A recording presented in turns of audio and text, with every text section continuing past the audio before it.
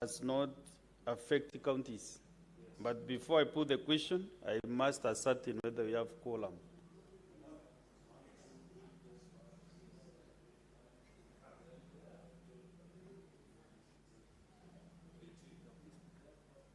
Majority leader, since you have delegated yourself the role of the clerk, then I agree with you. We have quorum.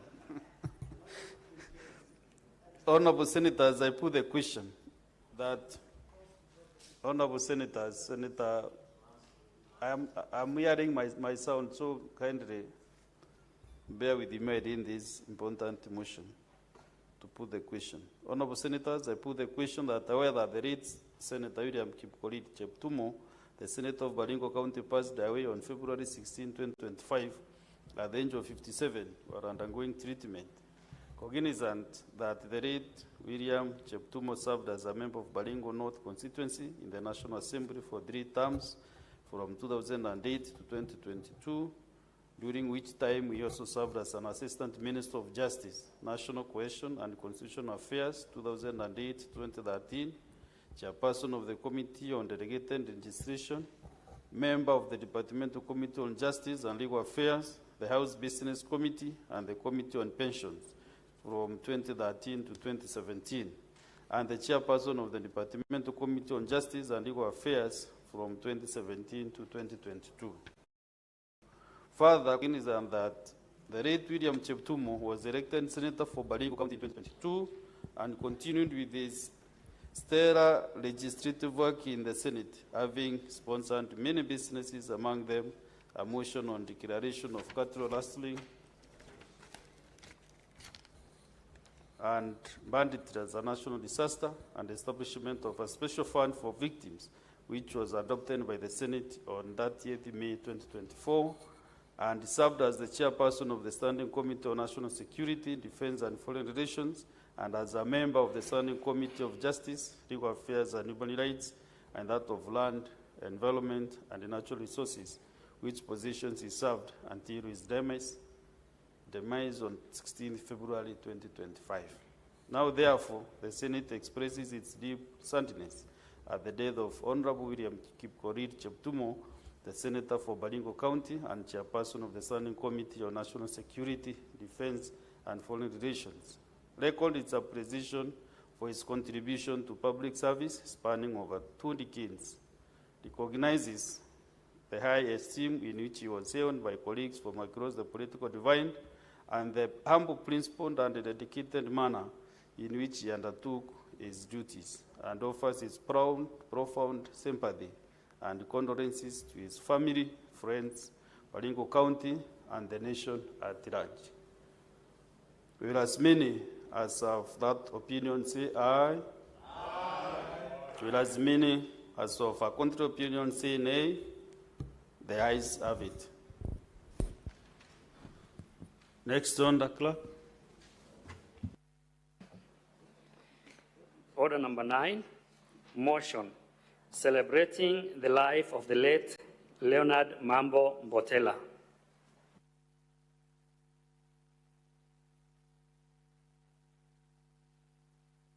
Sorry, that's okay. Then we can reorganize the order paper, the business appearing in the order paper. Then we go to order number 10. After we dispense of that order, we will come back to order number 9. Clerk. Order number 10, motion recording the thanks of the Senate on Kenya's attempt for the position of the chairperson of the African Union Commission, AUC. The leader of the majority party in the Senate.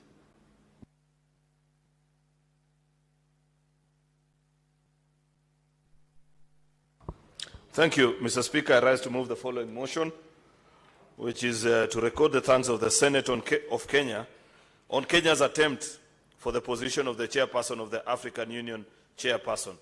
Recalling that the African Union, AU, the successor to the Organization of African Union, was launched in 2002 as a continental body consisting of 55 member states that make up countries of the African continent, with the vision of creating an integrated, prosperous, and peaceful Africa driven by its own citizens and representing a dynamic force in the global arena.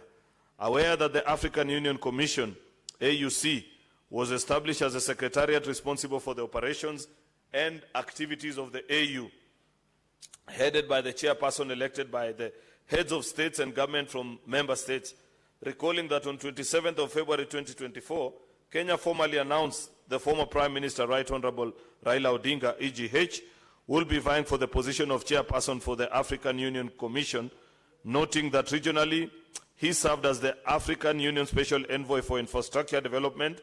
His Excellency, the President, endorsed Right Honorable Raila Odinga as Kenya's candidate for the chairperson of the African Union Commission, noting that the Right Honorable Raila Odinga's candidature for the position of the chairperson was not only his personal ambition, but also a symbol of Kenya's deep commitment to the goals of the African Union and its desire to participate in shaping the continent's future.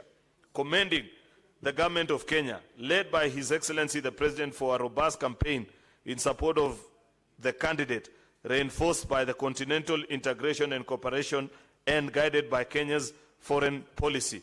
Further commending the remarkable achievement by the Right Honorable Raila Odinga for emerging the runner-up in the election of the chairperson of the African Union Commission on Saturday the 15th of February 2025, recognizing the need to sustain Kenya's growing prominence on the continental stage and advocacy for a more united, prosperous, self-reliant Africa in resonance with the aspirations of millions of Africans who seek to see the continent empowered to chart its own course in the global arena.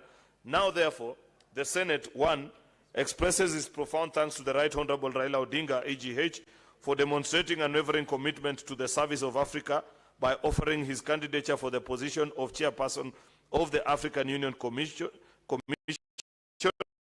for his leadership in advancing Pan-African unity, for his dedication to the development and integration of the African continent, and for his distinguished attempt at the election. Second, records its thanks to His Excellency Dr. William Samoei Ruto, CGH, President and Commander-in-Chief of the Defense Forces of the Republic of Kenya, for endorsing the Right Honorable Raila Odinga, EGH, as Kenya's candidate for election as a chairperson of Africa Union, and for coordinating the campaign in support of his candidature. And three, records its congratulations to His Excellency Mahmoud Ali Yusuf on his election as the chairperson of the Commission on Saturday, the 15th of February, 2025. Mr. Speaker, this is a very important motion because the Senate must be recorded as having had a voice post the events of Addis, Saturday, the 15th, 2025.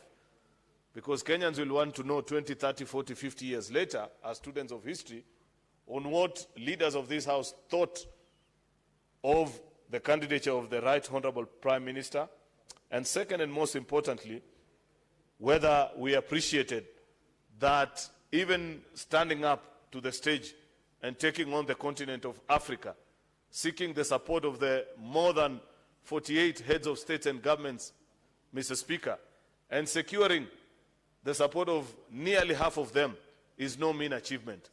Never minding the fact, Mr. Speaker, that unfortunately we didn't clinch this position as a country. Mr. Speaker, you know there has been very many speculations on reasons. I've seen people say various things. So Senator Wambua's party leader weigh in. I've seen my good friend Senator Onyonka on TV shows. You know, Mr. Speaker, first of all, I hold the view that we can only opine about what may have led and what may not have worked well in this campaign. But it will be impossible to tell. Let nobody lie to the country that they are able to tell which countries voted in favor or against. Therefore, these theories that are being advanced here, oh, SADC, I think that's what Senator Onyonka was saying, or this or the other, you cannot tell. Because this was a secret ballot, Senator Onyonka. We watched from the floors of AU as people did cast their vote. Presidents were being handed a secret ballot. In fact, many of them, by the time of voting, had actually long left the room. So the vote was cast by either their foreign affairs ministers or vice presidents for those countries that had been represented. Therefore, it's not possible to accurately tell which country. You know, Mr. Speaker, in this day and age of fake news, people can fall victim to so many shenanigans and theories that are banding around, Mr. Speaker. But you cannot accurately predict and say country X, Y, or Z, not even if you're a handwriting specialist, unless Senator Onyonka, you know Senator President Ramaphosa's handwriting, then you can say, I saw that one and I think I know how he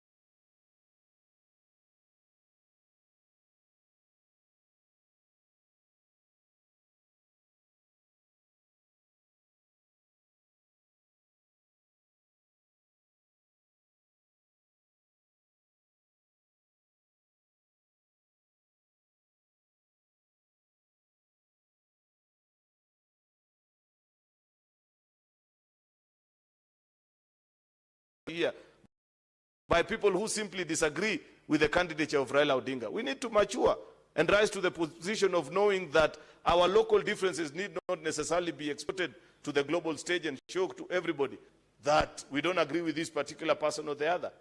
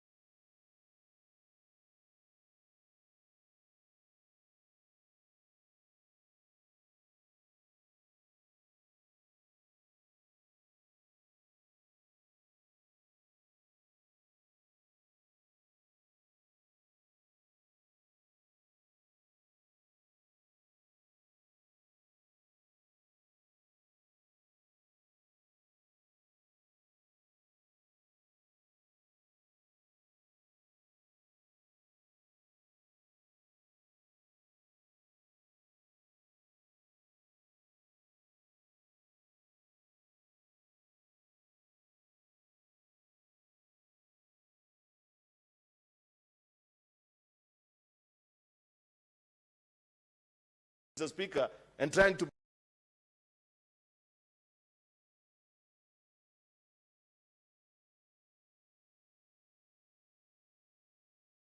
be favored and loved online is what will bring down many a political career. Mr. Speaker, we must always appreciate and know that there is a line between being democratic, expressing your views of disagreement or agreement with a particular position, and being outright, Mr. Speaker, foul with your language and abusive of other people in their pursuit of their interests. It broke my heart, for example, Mr. Speaker, to see certain people celebrating, including leaders. I must add that, unfortunately, some of them sit in this house, Mr. Speaker, posting messages and saying, oh, I'm glad so-and-so lost. Really? In the 21st century? That was a new law for me, Mr. Speaker. Prime Minister Raila Odinga, you don't have to agree with him politically, but he has earned his space. He has made his mark. You may never have voted for him in your life, or like me, you may have voted for him once or twice, Mr. Speaker, but do we really have to sink that low as a country where even leaders, Mr. Speaker, post messages of celebration and saying, oh, we are glad you didn't do this or the other? I want to urge us as a country that perhaps it is time we pause and draw a line and realize that what is a fine line between politics? What are the things that you can agree on? What are the things that you can disagree on, Mr. Speaker? How do we learn to coexist with each other? What is this negative energy that has permeated our country so much, Mr. Speaker, that even on such solemn issues that can easily bring together a country, Mr. Speaker, we want to disagree on? Therefore, Mr. Speaker, I don't want to dwell much on the things that haven't gone right. This is about a celebration of a Kenyan who stepped up on the continental stage and did us proud. The results notwithstanding, Mr. Speaker. And as a Kenyan, I felt proud watching him in Addis, making his presentation, meeting with other heads of state, listening and following to the more than 20 heads of states, nearly half of Africa, who stood with him up to the 6th round, Mr. Speaker, and voting and insisting that this is a man that needs to lead our continent, Mr. Speaker. Lastly, Mr. Speaker, is to congratulate the gentleman that was elected, because in any election, there is a winner and a loser.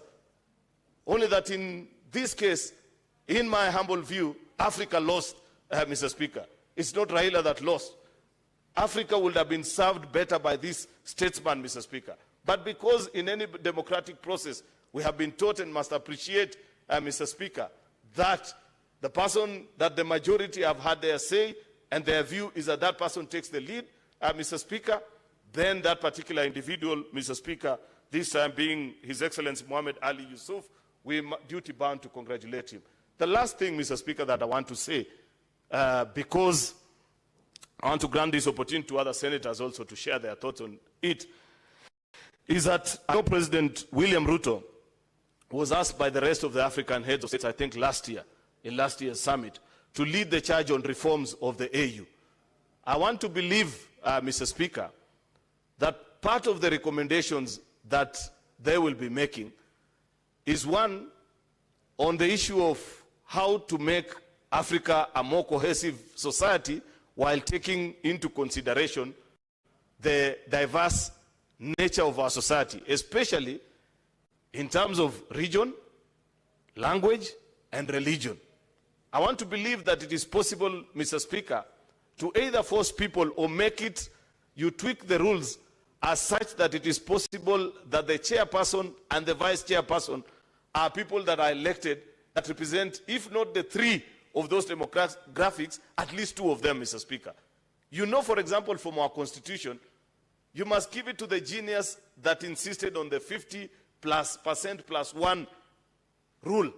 And therefore, they have forced the politician to form alliances. Otherwise, if it had been left to simple majority, Mr. Speaker, you never know what will have happened in this country. People will have long disappeared into tribal cocoons and mobilized themselves along those lines. But because of that ingenuity, introducing a rule to the game, ensuring that for you, for example, to be elected president of Kenya, you must have the support of at least half of the people that... Is my time up? Okay. I think I need to wind.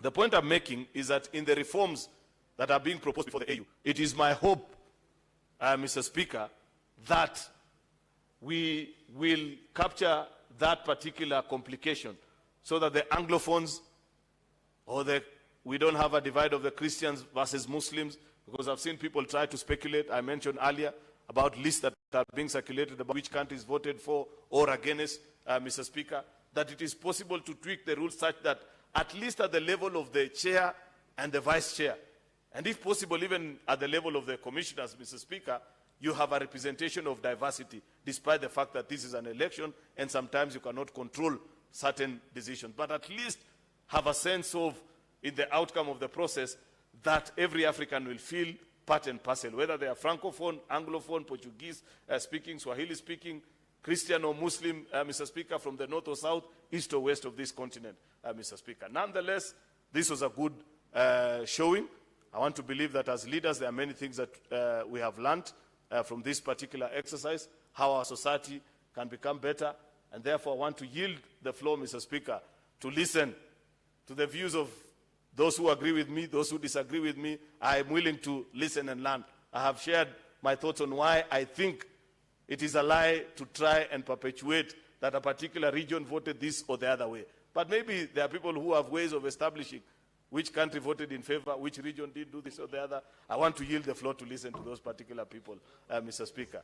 With those many remarks, I want to request the Senator for Homa Bay, none other than Senator Moses Kajwang, Chairperson of PAC, son of Suba, Mr. Speaker, to second this motion. I thank you, Mr. Speaker. Chair CPAC, Senator Kajwang. Mr. Speaker, I rise to second this motion with a lot of pride.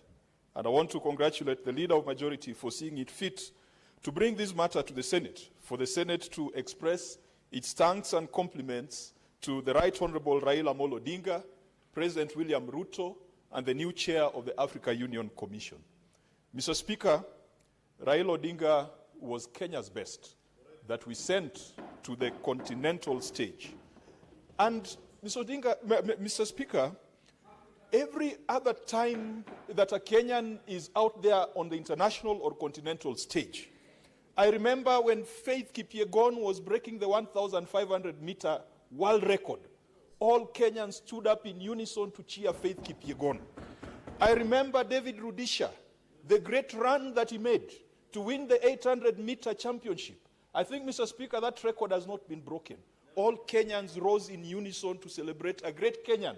I remember even, I think she's called Beatrice Chebet, who broke the 5,000-meter world record and went ahead to break the 10,000-meter female world record. Kenyans stood up in unison and cheered on Faith Beatrice Chebet. That is the attitude and spirit with which we ought to approach the attempt by the Right Honorable Raila Amolo Odinga to become the chair of the Africa Union Commission. Mr. Speaker, I want to report to the House that the Right Honorable Raila Amolo Odinga, at this very moment, is in very good spirit, is in very good health, is unbowable, is unwalkable, is indefatigable, and is still committed to making Kenya a great nation. There are those who think that by throwing barbs at him online, composing small inchas and compositions, that they are going to deter the fighting spirit, the indomitable spirit of our enigma, Raila Amolo Odinga. Raila Amolo Odinga, please take your time, relax, make phone calls to your fellow leaders across Africa, thank them for the vote they gave you, take time to reflect, and when you come back home, let no one try to direct Raila Amolo Odinga on which direction he should take or on which action he should take. He is a man who knows only one thing, and what he knows is what is best for Kenya. Mr. Speaker, I also want to thank President William Ruto. It is not taken for granted that when a Kenyan comes up to run for a continental position, that the government will support that Kenyan. And Mr. Speaker, just next door, we have a friend of ours called Olara Otunu. Olara Otunu at some point ran for the Secretary General of the United Nations. Olara Otunu was originally Ugandan by nationality, but because of local competition, Olara Otunu ran for the UN Secretary General position as an Ivorian citizen and not as a Ugandan citizen. Why? Because the government did not see it fit to support him. A Ugandan could take the citizenship of another country to run for a global position. Mr. Speaker, if we didn't have mature politics in this country, you would have found a situation where Raila Amolo Odinga is running for chair of the AUC with a South Sudanese citizenship or with a Ugandan citizenship. But William Ruto took this as Project Kenya. It was not Project William Ruto. This was Project Kenya. This was Kenya sending their best son to the continental stage. And William Ruto, we thank you because you walked the talk. You walked with the candidate. You opened doors for the candidate, and you allowed Raila Amolo Odinga, despite the political competition, to be a candidate for Kenya rather than a candidate for any political formation. I want to urge the government of Kenya, and also urge this House. Mr. Speaker, the sessional paper on Kenya's foreign policy was laid on the table of this House last week by the leader of majority. We now have an opportunity to weigh in on Kenya's foreign policy. I know that my colleague, Senator for Kisii, Senator Onyonka, is one of the most exposed and experienced diplomats in this House, having served as an assistant minister for foreign affairs. Honorable members, we have an opportunity to weigh in on Kenya's foreign policy. And I want to request the Speaker to direct the relevant committee, I think it will be the Justice and Legal Affairs Committee, if not the Foreign Relations Committee, that they must bring back a report to this House. They must scrutinize that sessional paper. They must get views from experts. They must look at it and confirm that Kenya is adopting a foreign policy that is pragmatic. That was a position of the founding fathers of this nation. They said we face neither east nor west. But they said we are going to face the direction where the wind will blow in our sails. And that should be the position that this generation takes. There is nothing fashionable about being seen as pro-American or being seen as pro-Chinese. Those are constructs that do not matter to us. We shall face the direction that adds value to the lives of the people of Kenya, the direction that is willing to partner with us in achieving our developmental objectives, and the direction that is respectful to the people of Kenya. Mr. Speaker, that then should also ensure that even I heard some people say that we should withdraw from the Africa Union, we should draw from global commitments. Mr. Speaker, we should never make the mistakes that we saw the Brits do with Brexit. They are doing it today. We should never make irresponsible decisions that we have seen the Americans doing under Trump, saying that they're withdrawing from the World Health Organization, they're withdrawing from the United Nations Framework Convention on Climate Change, they're withdrawing from the Kyoto Protocol. We cannot go for isolation. We cannot go for a situation where we are left alone as pariahs in the global world order. We shall continue supporting and fulfilling our international obligations, be it at the Africa Union level, be it at the East Africa Community level, where Kenya is the current chair. Mr. Speaker, I also wish to congratulate Djibouti that their candidate is now the chair of the Africa Union Commission. I do not know much about the gentleman who has been elected to that position, but as you have said, this election was not just about the individuals, it was about the nationalities that fronted those individuals. Mr. Speaker, as has been said by the Leader of Majority, our President now has been given a rare opportunity to propose reforms at the Africa Union Commission. Mr. Speaker, I also recall that a good friend of this House, Ambassador Amayo, Ambassador Amayo is a good friend to this House because every time and everywhere he was posted, be it in London, be it in Washington, whenever a Senate delegation came, he welcomed the Senate delegation. He was unlike many ambassadors who look with contempt at members of parliament. And Honorable Speaker, I can confirm that everywhere I found Ambassador Amayo, he was very respectful to parliament. He is also now Kenya's representative to the Africa Union for reforms, and that is a seasoned diplomat. I hope, working together with President Ruto, they'll be able to deal with that need to be transformed at the Africa Union Commission. In Africa, Mr. Speaker, there are still a lot of challenges that we now must ask the new Africa Union Commission chair to settle down and not to be drawn into Kenya's political and toxic social media wars, that he should now settle down and deal with the key challenges that are facing Africa. When Kenya proposed Right Honorable Raila Amolo Odinga to be the chair of the commission, we knew that the challenge that was ahead of us. In Africa, the Commission or the Africa Union has a target to silence the guns in Africa. Unfortunately, the guns are raging even louder. They are raging in Sudan. They are raging in Somalia. They are raging in Nigeria in the fight against Boko Haram. Mr. Speaker, the guns are not silent in Africa. That is what we are now challenging the new chair of the Commission to get down to business too, and not to go around in political rallies in Djibouti trying to rub it in that Kenya did not get that position. Mr. Speaker, the Africa Continental Free Trade Area was a matter or an idea that was excellent. It was mooted just around the time of COVID. Today, the Africa Continental Free Trade Area, Mr. Speaker, is non-operational because sovereign states are still unwilling to deal with the tariff and non-tariff barriers. They are still unwilling to align their legislation to build one common market in Africa. Mr. Speaker, within the Africa Union Commission or within the African territory, we have a coup belt that is running from West Africa through the Sahel, coming into Central Africa, and if you are not careful, it will go all the way to the Indian Ocean. Mr. Speaker, it is said that in Africa, you can travel from West to East Africa, going through countries that have got military dictatorships and leaderships that came to office through coup d'etats. That is the reason why the Africa Union was established, to deter leaders from taking over power through coup d'etats. Flights are still very expensive in Africa.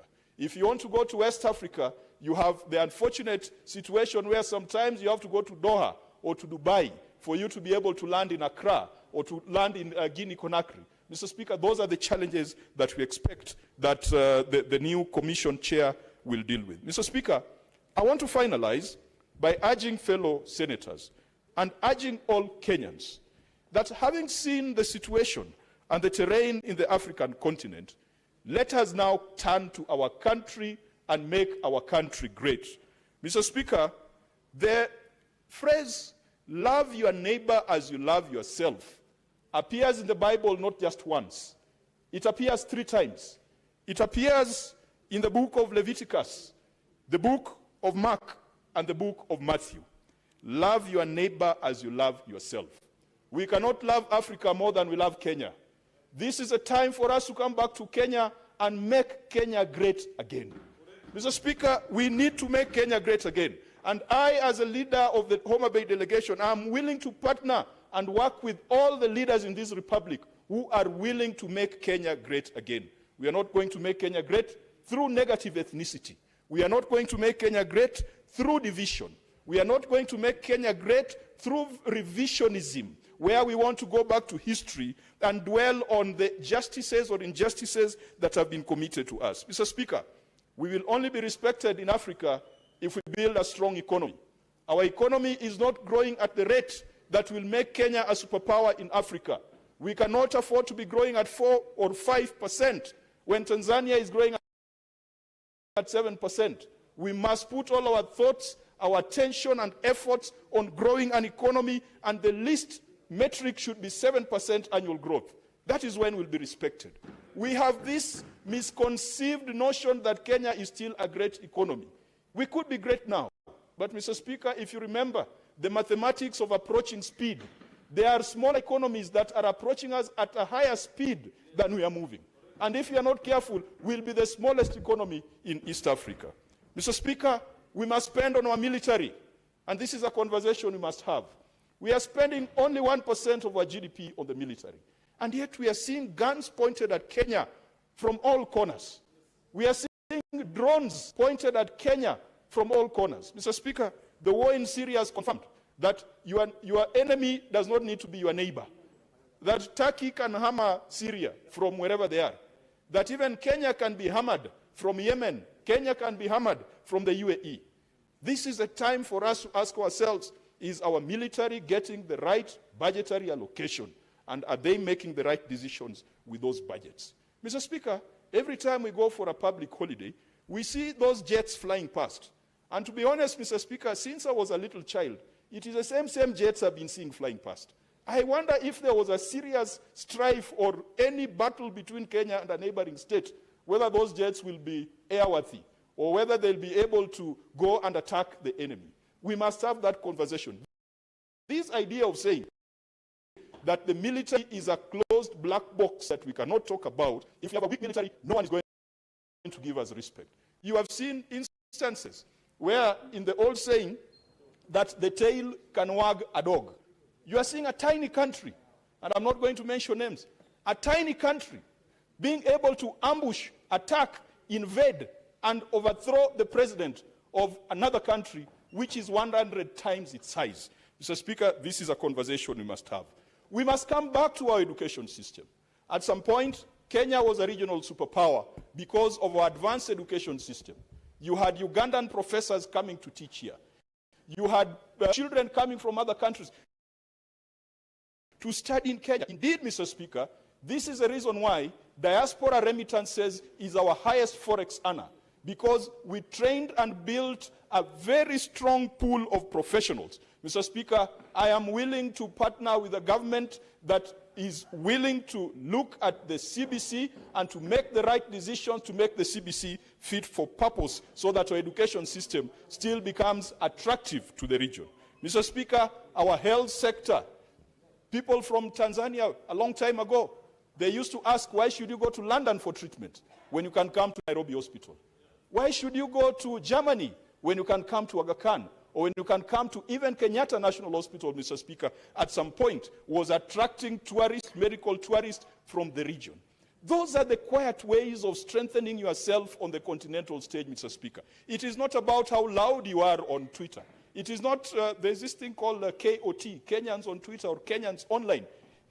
You only project strength through certain attributes, not noise making and not attacking other people online.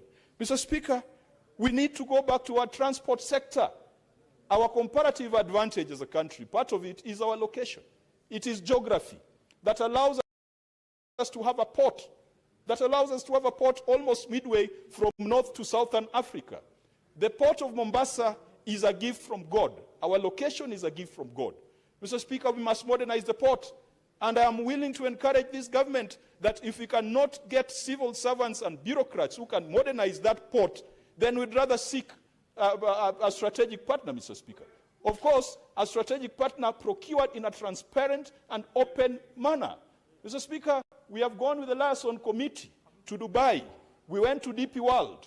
And some members here, we went to DP World, they told us the kind of operations they're running all over the world. They're running ports in Manchester, they're running ports in China, they're running ports in the US. And as we want to turn our ports into theaters for appointment of tribal and political loyalists, Mr. Speaker, we are not going to make it. Kenya Airways has been the pride of Africa, but of late has become the shame of Kenya. Kenya Airways is another form of expression of strength on the continental stage. But, Mr. Speaker, every time we travel, even members in this House would prefer to travel to fly Ethiopian, Emirates, Qatar, and not Kenya Airways. These are the fundamentals we must come back to. An SGR we built terminated nowhere in some field in Naivasha.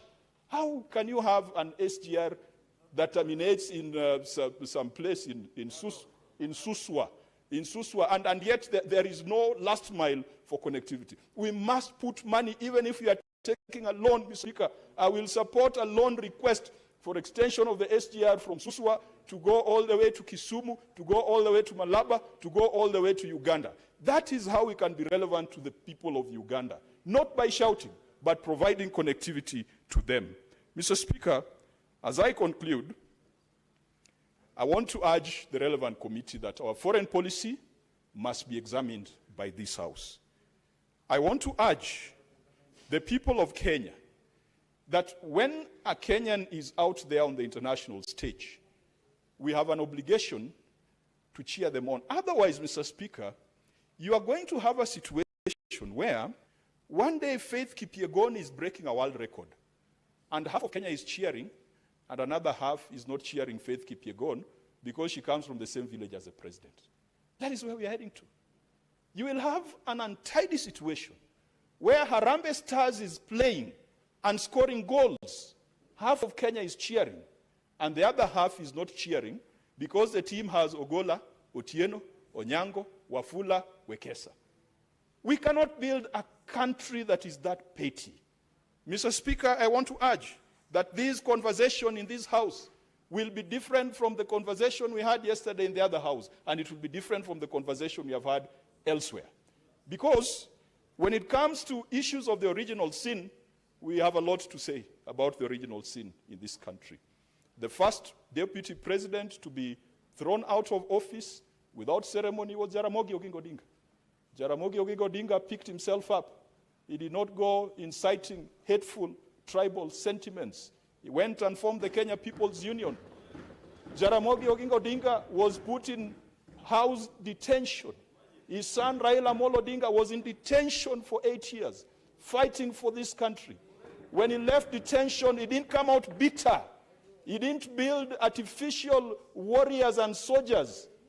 He did a handshake with President Moi, which was unthinkable because for him, he was concerned about making Kenya great. There are people who have suffered in this country. And I don't want to make parallels. I don't want to draw comparisons because then we will be trying revisionism. Mr. Speaker, let us focus on making Kenya great. And negative ethnicity, the divisions that we are seeing, the belittling of certain communities that we are seeing, even in parliament and out there on the social media, is not going to work for this country.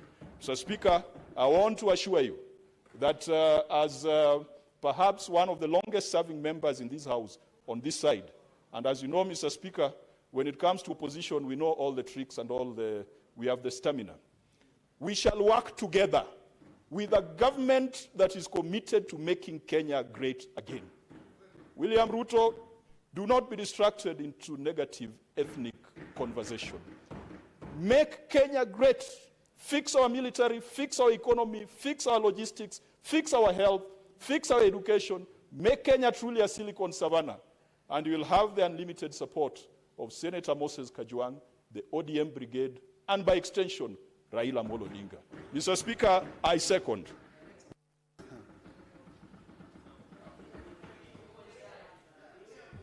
The member can open the floor for debate. Recalling that the African Union, the successor to the Organization of African Unity (OAU), was launched in 2002 as a continental body consisting of 55 member states that make up the countries of the African continent, with a vision of creating an integrated, prosperous, and peaceful Africa, driven by its own citizens and representing a dynamic force in the global arena. It was established as the secretariat responsible for the operations and activities of the AU, headed by the chairperson elected by heads of state and government from member states.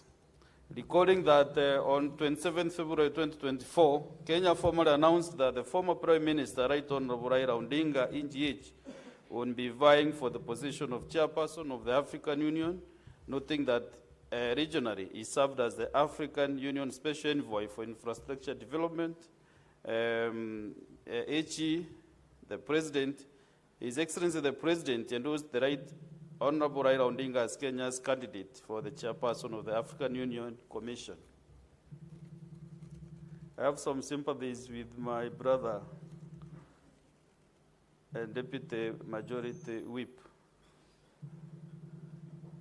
Noting that the Honorable Raila Odinga's candidature for the position of the chairperson was not only his personal ambition, but also a symbol of Kenya's deep commitment to the goals of the African Union and its desire to participate in shaping the continent's future. Commending the government of Kenya, led by His Excellency the President, for a robust campaign in support of the candidate, reinforced by continental integration and cooperation and guided by Kenya's foreign policy. Further commending the remarkable achievement by Right Honorable Raila Odinga for emerging the run-up in the election of the chairperson of the African Union Commission on Saturday, 15 February 2025. Recognizing the need to sustain Kenya's growing prominence on the continental stage and advocacy for a more united, prosperous, self-reliant Africa in resonance with the aspirations of millions of Africans who seek to see the continent empowered to chart its own course in the global arena. Now, therefore, the Senate, 1, expresses its profound thanks to the Right Honorable Raila Odinga, EGH, for demonstrating unwavering commitment to the service of Africa by offering his candidature for the position of the chairperson of the African Union Commission, for his leadership in advancing Pan-African unity, for his dedication to the development and integration of the African continent, and for his distinguished attempt at the election. 2, reckons its thanks to His Excellency Dr. William Samoei Ruto, CGH, President and Commander-in-Chief of the Defense Forces of the Republic of Kenya, for endorsing the Right Honorable Raila Odinga, EGH, as Kenya's candidate for election as the chairperson of the African Union Commission, and for coordinating the campaign in support of his candidature. And 3, reckons his congratulations to His Excellency Mahmoud Ali Yusuf on his election as the chairperson of the Commission on Saturday, 15 February 2025.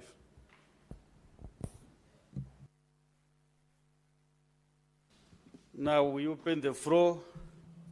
The first shot will be taken by Senator Wamatinga Wahome, Commissioner from Nyeri County.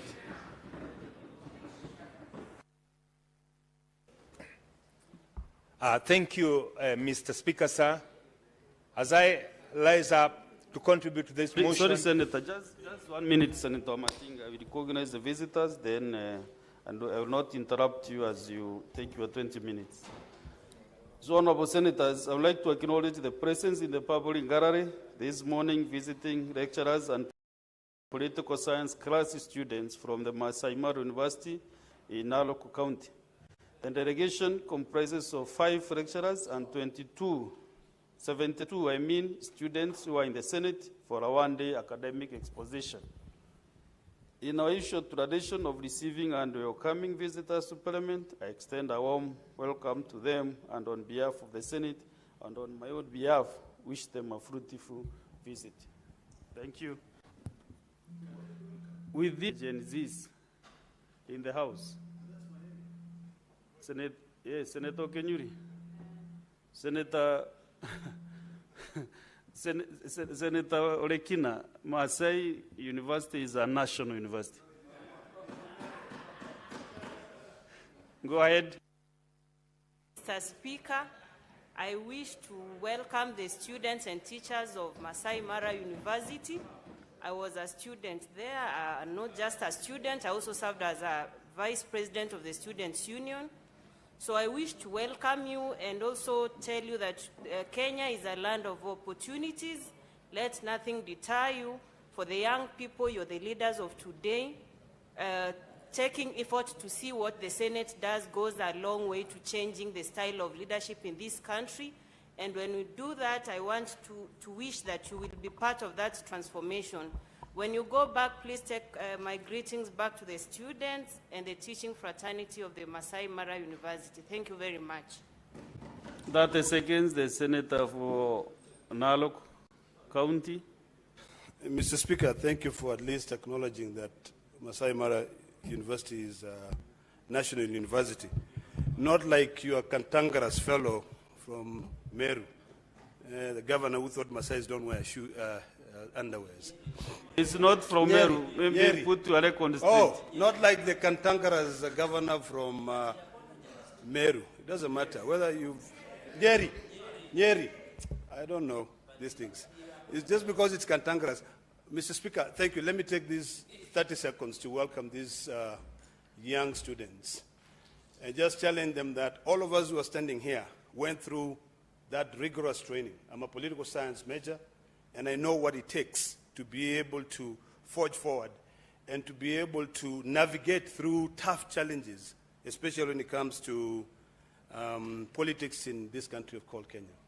Narok County is a great county, and I'm happy that most of you have had an opportunity to study there. I hope that we can continue improving and making sure that you encourage even local students from that area to take on political science courses so that leadership for the future. You know, people talk about the future generation being the youth. It's not. The future generation is another generation which will come after this generation has already been wiped out. So I hope that you will nurture the talent to the youth, and always, when you go back there, ensure that your agility and dedication is to your future. Thank you, Mr. Speaker. Thank you. Proceed, Senator Wamatinga.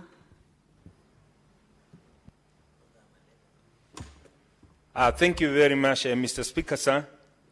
As I was just about to start, I'm reminded by today's debate of the call that we have as a leadership of this country. And I would want, Mr. Speaker, sir, to start by thanking two people. One, Mr. Speaker, sir, I want to start by thanking one, Raila Amolo Odinga.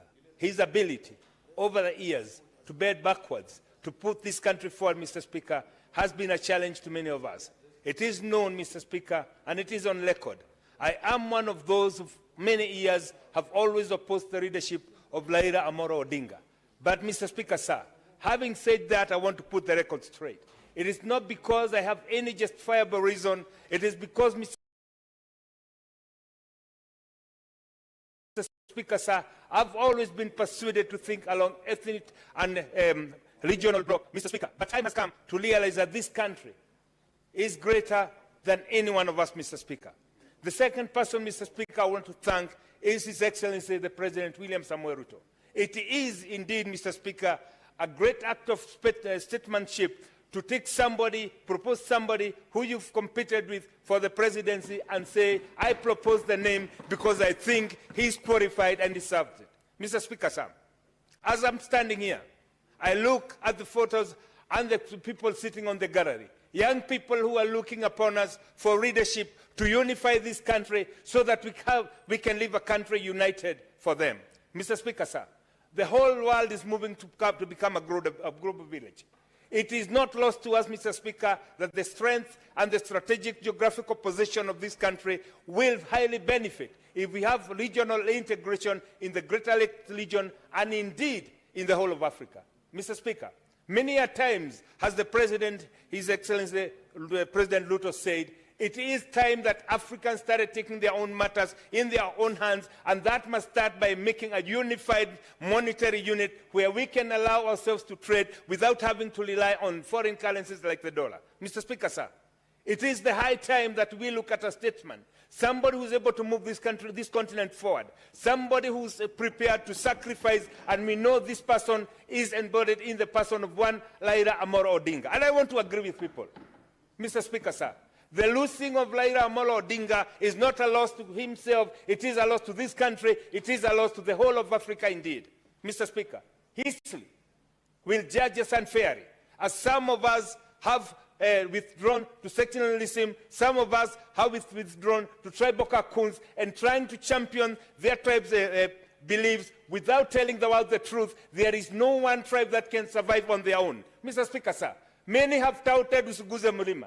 What is most unfortunate is that the Mulima, in its homogeneity, in the product that they produce, in the coffee, milk, and tea, we are not able to consume that. Our potential lies in the regional integration, not only the Mulima region, the whole of Kenya, but even extending this to beyond Africa. Mr. Speaker, sir, This is why I'm standing here as a proud Kenyan, to say that yes, Kenyans have realized that we have a potential as a country when we integrate everybody into the leadership of this nation. Mr. Speaker, sir, indeed unfortunate that some few people, for their own selfish reason, chose to celebrate the failure of one Raila Amolo Odinga because they believe that their political future lies in Baba joining hands with them. I want to tell them, oh, unto them, Mr. Speaker, we have woken up and we're no longer going to do tribal politics to befit one person. Mr. Speaker, sir, show me your friends, I'll tell you who you are. I've heard some people, my colleagues, without wanting to discuss them or name them, saying that they be removed from the chairmanship of committees. I would want to challenge them. Tell your community, as you are the chairman, what did you do for your community? Mr. Speaker, sir, it is high time that we must rise and be counted like Kenyans who look at the issues of this country not as a tribal approach, but rather a holistic approach that takes care of political and moral obligation that we have to this young generation. Mr. Speaker, sir, I have decided to face the reality as it is. Somebody has said the survival of the Mulima depends on one person. I want to collect that assertion. The survival of Mulima depends on our able and ability to integrate with every person in this country, regardless of where they've been. That is the true position, and that is what we must tell everybody. Correct. This is the light of Mr. Speaker, sir, that we now move forward unified towards regional, towards world integration in the whole of Africa. Yeah. I was in Angola the other day, Mr. Speaker, sir. I realized the potential that we have to do business in that country is huge. It cannot be, and it is not acceptable. At this time when everybody is moving towards making regional blocks, towards moving people together like the EU, like the United States, somebody is telling us, usichiguze Mlima. Mr. Speaker, sir, that is not only outdated, it is retrogressive, and it must be condemned in the highest and the hardest political terms as possible. Tomorrow belongs to a future generation, and we have a political and moral obligation to ensure that we bring Kenya together, because Kenya cannot stand in and divided into tribal cocoons. Mr. Speaker, sir, I also want to thank those who stood with the Raila Amolo Odinga, not because he's a Luo, not because he's a Kenyan, because he's a statesman who has the political experience and exposure to see things in a broader perspective. It might please my people, Mr. Speaker, sir, to say oppose Raila, but then I'll have a political responsibility, and history will judge me so harshly that I did not make the right decision. And as has been said here before, Mr. Speaker, a win for any Kenyan is a win for every Kenyan.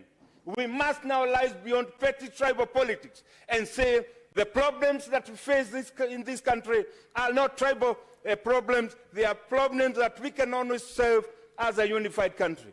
As I wind up, Mr. Speaker, to give my colleagues an opportunity, I would want to take this opportunity to apologize to the Ma community. I had my governor made very retrogressive comments about them not wearing suluaris. Mr. Speaker, I had even say, it is not what you do, it is who you follow. I want to put the record straight. It is what you do in terms of development. If you bring development to us, if you bring meaningful change to us,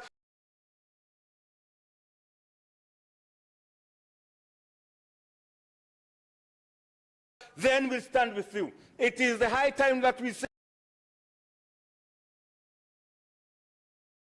this country is greater than any one of us. We say united we stand in this country. We must fight for African integration. We must fight for globalization, and we make sure that Kenya is an integral part of that, not being put in ethnic balkanization, because that is outdated politics. Mr. Speaker, sir, I support.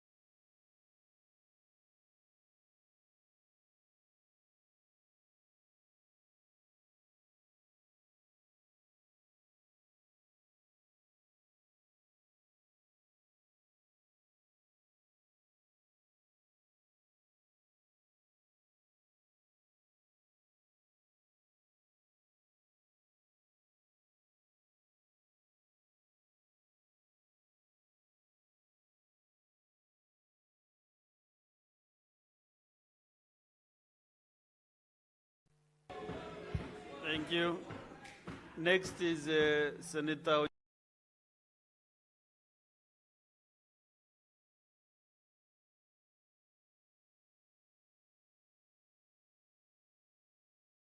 Nyonka Richard.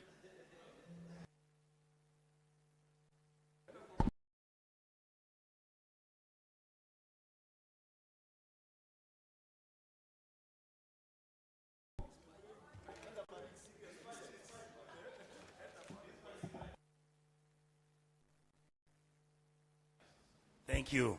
Thank you, Mr. Speaker. Thank you, Majority Leader, and all the members who have contributed. Mr. Speaker, I am literally shocked at the way my colleagues are behaving and what they are saying on this floor. The reason why I'm shocked is because somehow I happen to be advantaged because I've been around this system for the last 25 years. I have been around politicking, taking vehicles to Kabarak to go and see President Moi and beg him to give me a handout so that I could run for elections. I have seen what happened in 2007 when we came to this house and I saw the hate, the vitriol, the anger. What were we fighting about? An election which had been lost, and of course we were on the other side which lost, quote unquote, and we stood here and said how we wished anybody who was on the other side should have been dead. I have watched the coalition government work, and then it failed. In this republic, I have seen President Uhuru come into power and his elections are nullified, and I've seen how he handled it. And I have seen how President William Ruto becomes president. So I hope my colleagues will give me an opportunity to lay out my case. This election of Prime Minister Raila to the AUC, indeed it was about our country. This election was not really about Raila per se. And I've seen some people say, oh, this election was about President William Ruto, and if he's a bad president, therefore our candidate wouldn't win. No, I take a different approach. The reality is we went in to hunt. I am saying I don't think we're prepared to hunt well and kill the elephant. My argument is we have a country where we are constantly looking for options and solutions away from the reality of what we're dealing with. I have heard my colleagues say that there were people celebrating that in fact Raila lost. Yes, they celebrated because they are fearful. They want Raila to come back because the country looks unstable and it's not ready to move on. That is where we are, Honorable Cherargei. This is not about tribes ganging up against bigger tribes and smaller tribes ganging against smaller ones.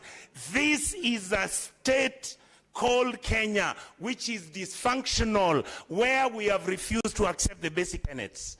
We have said, Honorable, my majority leader, you know I respect and love you as my brother. Thank you. I hope one day I'll join government and be with you.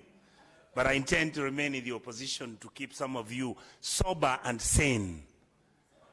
This process, because of the training I got when I was a minister in the government of President Kibaki, is a process which is handled quietly, efficiently, and successfully. When you are going for these positions, you must be able to look at the sensitivities and the issues in all these geopolitical issues of Africa. And yet, what have we done? We have localized this whole thing as if it's about Raila, who wanted to be something, and William Ruto, who wants to survive. Indeed, if that is the case, if Raila wanted the job and felt he would lose and come back here so that he joins President William Ruto's government, and therefore Kenya will become stable, my position is very simple. So long as you continue doing things the way you are doing them, the country will not be stable. When we were talking about what are the issues in Sudan, look at what you're having at KICC today. One group is at KICC parading themselves, and you are insensitive to the issues that we are supposed to be the arbiters of two people who are fighting on the African continent. When we are talking about Congo, the reality, my brother Cherargei, is that we have a region which is affected by illegal mineral mining, by countries that are feeling incredibly insecure. You have Western powers who have an interest in managing what is happening in Congo. And the reality is we just laugh at it. So when M23 are coming to Nairobi to come and have a meeting here with our president, the simple fact that they came here put everybody onto suspicion mode. Just a minute, Senator Onyonka. There is a point of order from Senator Mandago.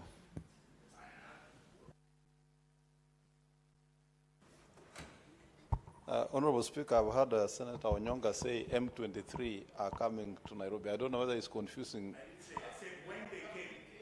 I said when they came. I know you don't know.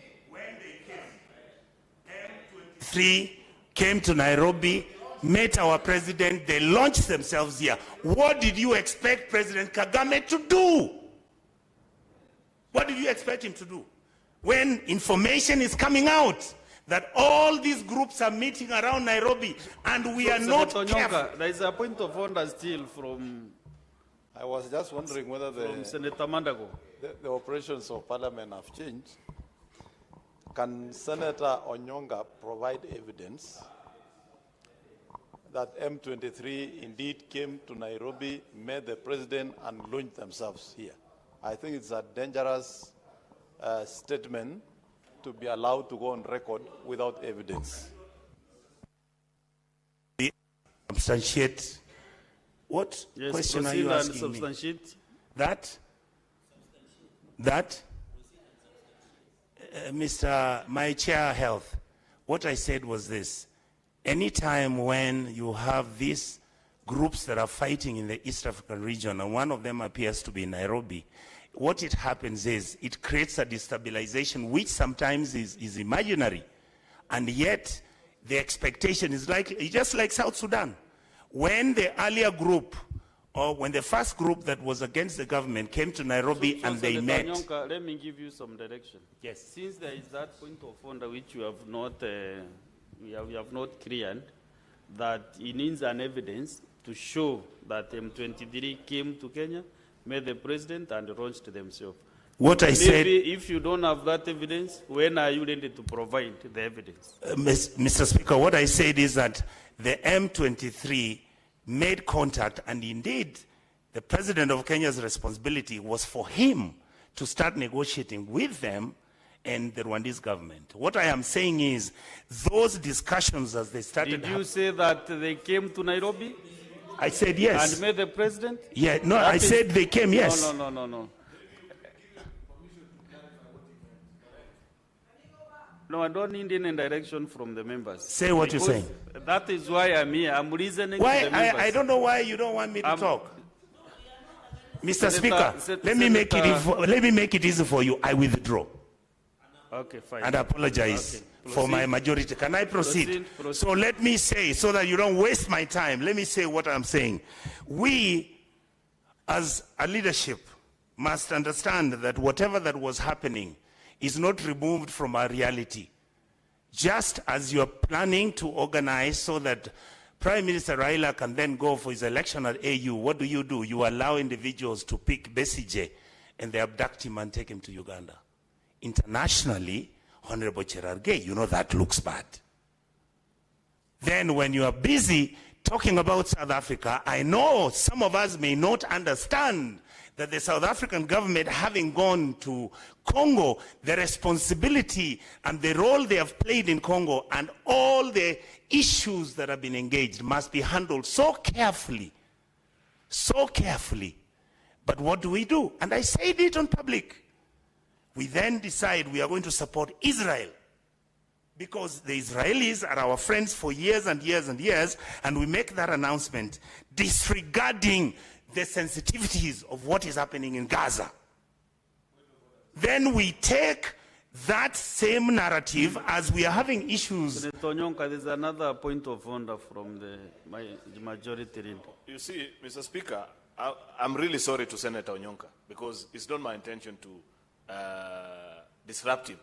But he's inviting this upon himself by claiming matters that are not factual, which leaves us with no other option than to interrupt him and ask him to check his records.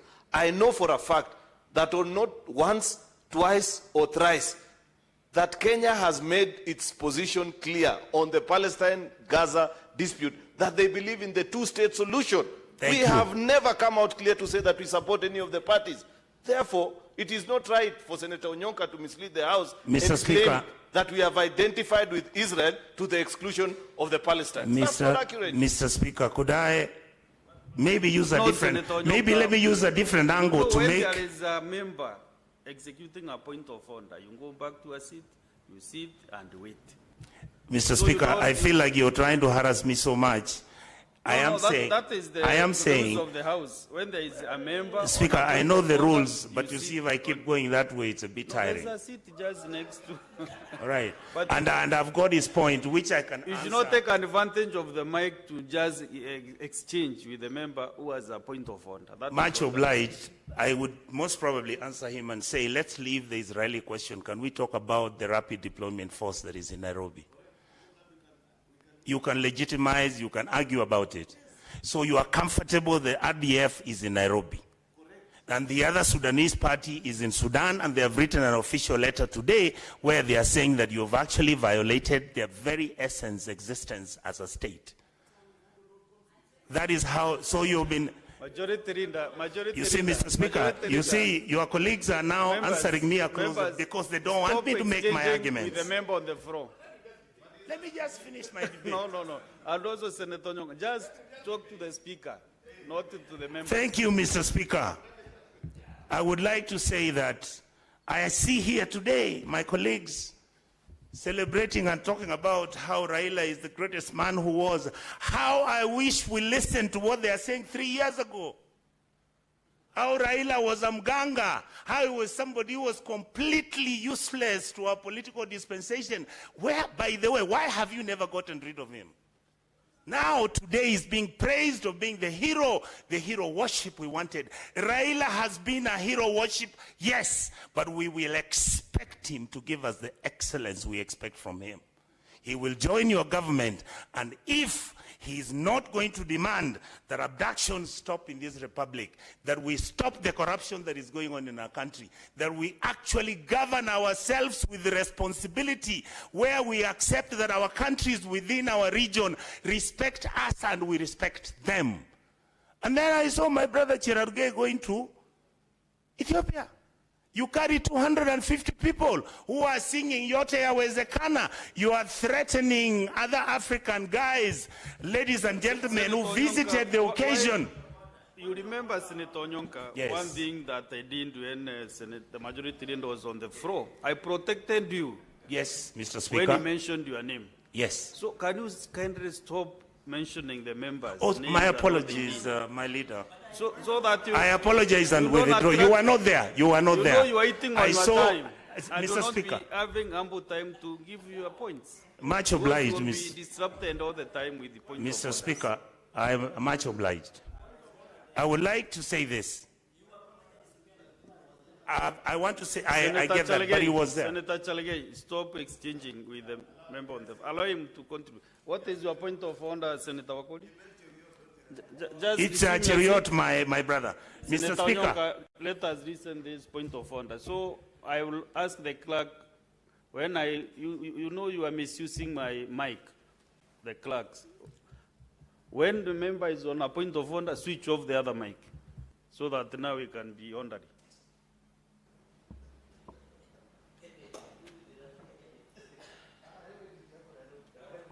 Honorable Speaker,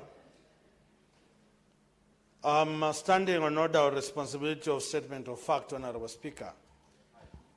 When an honorable member stands here and casts aspersions on the delegation from Kenya, we might not agree with you, but when you say they were intimidating, can you table facts that Kenyans, headed by the president, were intimidating people in Addis Ababa? This is a Senate. This is not a small thing in the village. Honorable Senior Senator, thank you. Thank you, Mr. Speaker. I want to mention to my brother, the senator from Bungoma, that normally when people go to watch football games, that's how they behave. But when people go to an international conference and they're trying to negotiate and influence other people to vote for their candidate, they behave differently.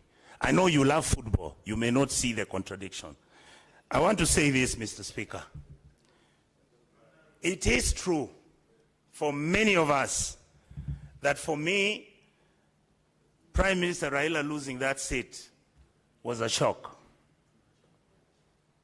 But I saw him accept the verdict gracefully. I would like to state to my colleagues in this House that if such an occasion comes back again, because it could, please let us make sure we do a thorough job. Let us consult the ambassadors, former ambassadors, the technical personnel. We could have done it better. Is it true that I knew this? No, I didn't. I'm just saying, when you go to play and you have scored many goals, then you have to figure out what to do with the team, especially with the team manager. I would like to say one last comment, Mr. Speaker. I have no problem if ODM and my leader Raila decides to join the government of the day, because I understand the complexity of Kenya's politics. But, Mr. Speaker, I heard somebody say, give me something that I can be proud of. Give me democracy. Make sure we minimize our corruption. Stop using negative ethnicity of turning around and saying that because you have disagreed with people who you have struck a deal with. And indeed, by the way, Mr. Speaker, I listened to this House severally. Some of these contradictions we have are a consequence of the broken system of our governance structure. Why is it that every 5 years the vice president is fighting with his president? Why is it that we are not able to deal with the dysfunctionality of our financials in this republic? How can we talk about Kenya as a great country when you know we are in debt, we can't finish a railway, the revenue we are collecting, we don't even know what's happening, the county governments are having a problem? Then you expect me to have something to be proud of. I am proud to be a Kenyan, yes, but I expect more. I expect better from all of us. Stop cheering around and singing how you think now power has come to your hands. You are going to employ your relatives and cousins. No! We now need intelligent people to sit down and guide the president and the prime minister to make sure this country runs in the direction where we can be fully proud and happy that we are moving as a team. Stop alienating some communities because of political disagreements. Sit with them and talk with them. Majority Leader, aren't you sitting with the gentleman there with big hair? I wanted to make a reference. Thank you. Senator Onyonka, you know you are seasoned in this. Yeah? Mr. Speaker, I'm a bit emotional about this. Allow me. How can you describe Honorable Medhu in that manner?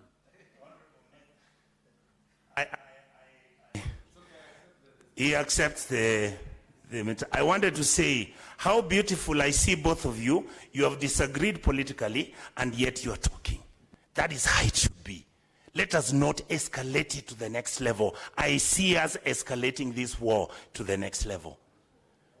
And I want to mention finally, Mr. Speaker, that whatever it takes for this Senate, whatever it takes all of you, for the next 2.5 years, this country has been left in your hands. Make sure the leadership listens to what the Kenyan public is saying. Especially, I heard somebody trying to dismiss the role of the young people. Some of us are just saying it purely. Please listen to these young people. And it's not about me wanting to be on TikTok. I've heard some of my colleagues always jump up and say, yeah, I'm at 6 million views. Those things don't matter to me. I don't even have to come back to this house again as a senator or any leadership position, because I am extremely disappointed at the way we are carrying ourselves when we are advantaged. When we are not disadvantaged. When we are disadvantaged, we behave differently. When we are advantaged, we behave differently. It is convenient. This state does not convenience. This state needs factual analysis, evaluation, and conclusions on matters that are going to help us govern. The president should succeed. He should listen to us. What is working, let him continue working on it. What is failing, can he stop, fix it, and then we move forward. Mr. Speaker, I support. Next is Senator Charigay Samson.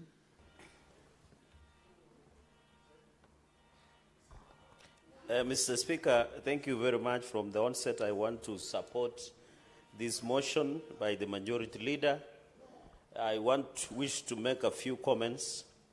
One is to congratulate the Right Honorable former Prime Minister Raila Odinga for running this race. As many of my colleagues have said, it was not about Raila Odinga, it was about Kenya. And I think, Mr. Speaker, sir, as we left Addis Ababa in Ethiopia, and I'm happy by the comments of former Prime Minister Raila Odinga when he says he's coming back more energized and more focused going into the future, Mr. Speaker. I want to thank the 22 nations from African Union who stood for the 7 rounds, Mr. Speaker, for Raila Odinga. In 2 rounds he emerged, Mr. Speaker. And Mr. Speaker, it is not easy to go 7 rounds. We know people who go 1 minute and 59 seconds, Mr. Speaker. But at his age, Baba Raila Odinga could manage to go for 7 rounds in African Union, Mr. Speaker. So we celebrate and appreciate what he did. 7 rounds at his age is not easy in African Union contest, Mr. Speaker. Mr. Speaker, and therefore, as a country, every cloud has a silver lining, Mr. And I don't know why Senator Amida is excited about the rounds. I don't know, Mr. Speaker, I don't want to digress. Mr. Speaker, and therefore, I want to assure the nation, and even, Mr. Speaker, thank President William Ruto for magnanimity. You remember in 2022, the presidential election was close call. But out of magnanimity of President William Ruto, when Raila Odinga declared that he will run for African Union, President William Ruto did not look at Raila as the opponent that he defeated in general election. He looked him as a brother, as a statesman, as a Kenyan, and that is why Raila Amolo Odinga had at his disposal the entire government machinery to campaign across 51 states of Africa, Mr. Speaker, and share his vision for a better Africa, Mr. Speaker. I was disappointed that some people in parts of this country, others in social media, could celebrate the loss of Raila Odinga. Raila Odinga never lost anything. It is Kenya who lost, because it is the standing in the League of Nations, Mr. Speaker. Let us not confuse. If it is about losing, Raila has developed a thick skin of losing many elections, Mr. Speaker. But he has always looked at the brighter. He has been the safe pair of hands when Kenya is in turmoil. From 2007, Mr. Speaker, in 2018, and the other day in 2022, Mr. Speaker. So, Mr. Speaker, I want to say what the people who celebrated on social media and some parts of this country, we tell them, riswa na washindwe katika jina la Yesu, Mr. Speaker. Mr. Speaker, number 2, it is not the first time, Mr. Speaker, that Raila Odinga as a Kenyan has lost. Even Nancy Kirigitu lost. Even Rachel Omamo lost. Even the latest Amina Mohammed lost in 2017. We never saw this kind of vitriol and hatred, Mr. Speaker, against a candidate like Raila Odinga, Mr. Speaker.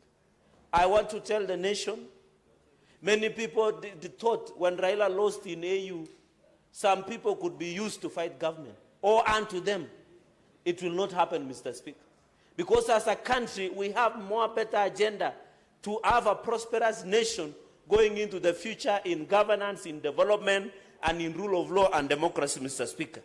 And therefore, Mr. Speaker, I want to applaud many Africans. There have been argument that the position of Kenya in DRC crisis, the position of Kenya in issues of Gaza and Israel, the position of Kenya in Sudan crisis, where we saw rapid response here in Nairobi, Mr. Speaker, and many other positions of Kenya across the world. But, Mr. Speaker, we must accept that beyond and above African Union engagement, there was the issue of religion, language, and region, and also superpowers. And I'm happy my brother from Homa Bay has said, Kenya should not look east or west. We should look where our interests are as a country, Mr. Speaker. Because we cannot depend. You saw the other day when Donald Trump came, he came with a different policy. China or the East have come with a different policy, Mr. Speaker. And therefore, it is neither here nor there that we are arguing today that it is based on many forces. But we know after African Union, as a continent, there are many international and global interests, whether they come from East or West, Mr. Speaker. And therefore, for Raila Odinga, as our candidate, as a statesman, as a Kenyan, Mr. Speaker, to stand on the annals of history and look for this seat, Mr. Speaker, I want to congratulate him. It is not easy. Even in local elections, like ward elections, we have seen people who say, we will run, we will run. But when the real game is called, they are nowhere to run even for a ward election, Mr. Speaker. And that will happen in 2027, Mr. Speaker. And therefore, what is the future? As we congratulate His Excellency Mohamud Ali Yusuf of Djibouti, although I saw his speech and I was disappointed that we had more money and more power, Mr. Speaker, I thought he would have been more magnanimous.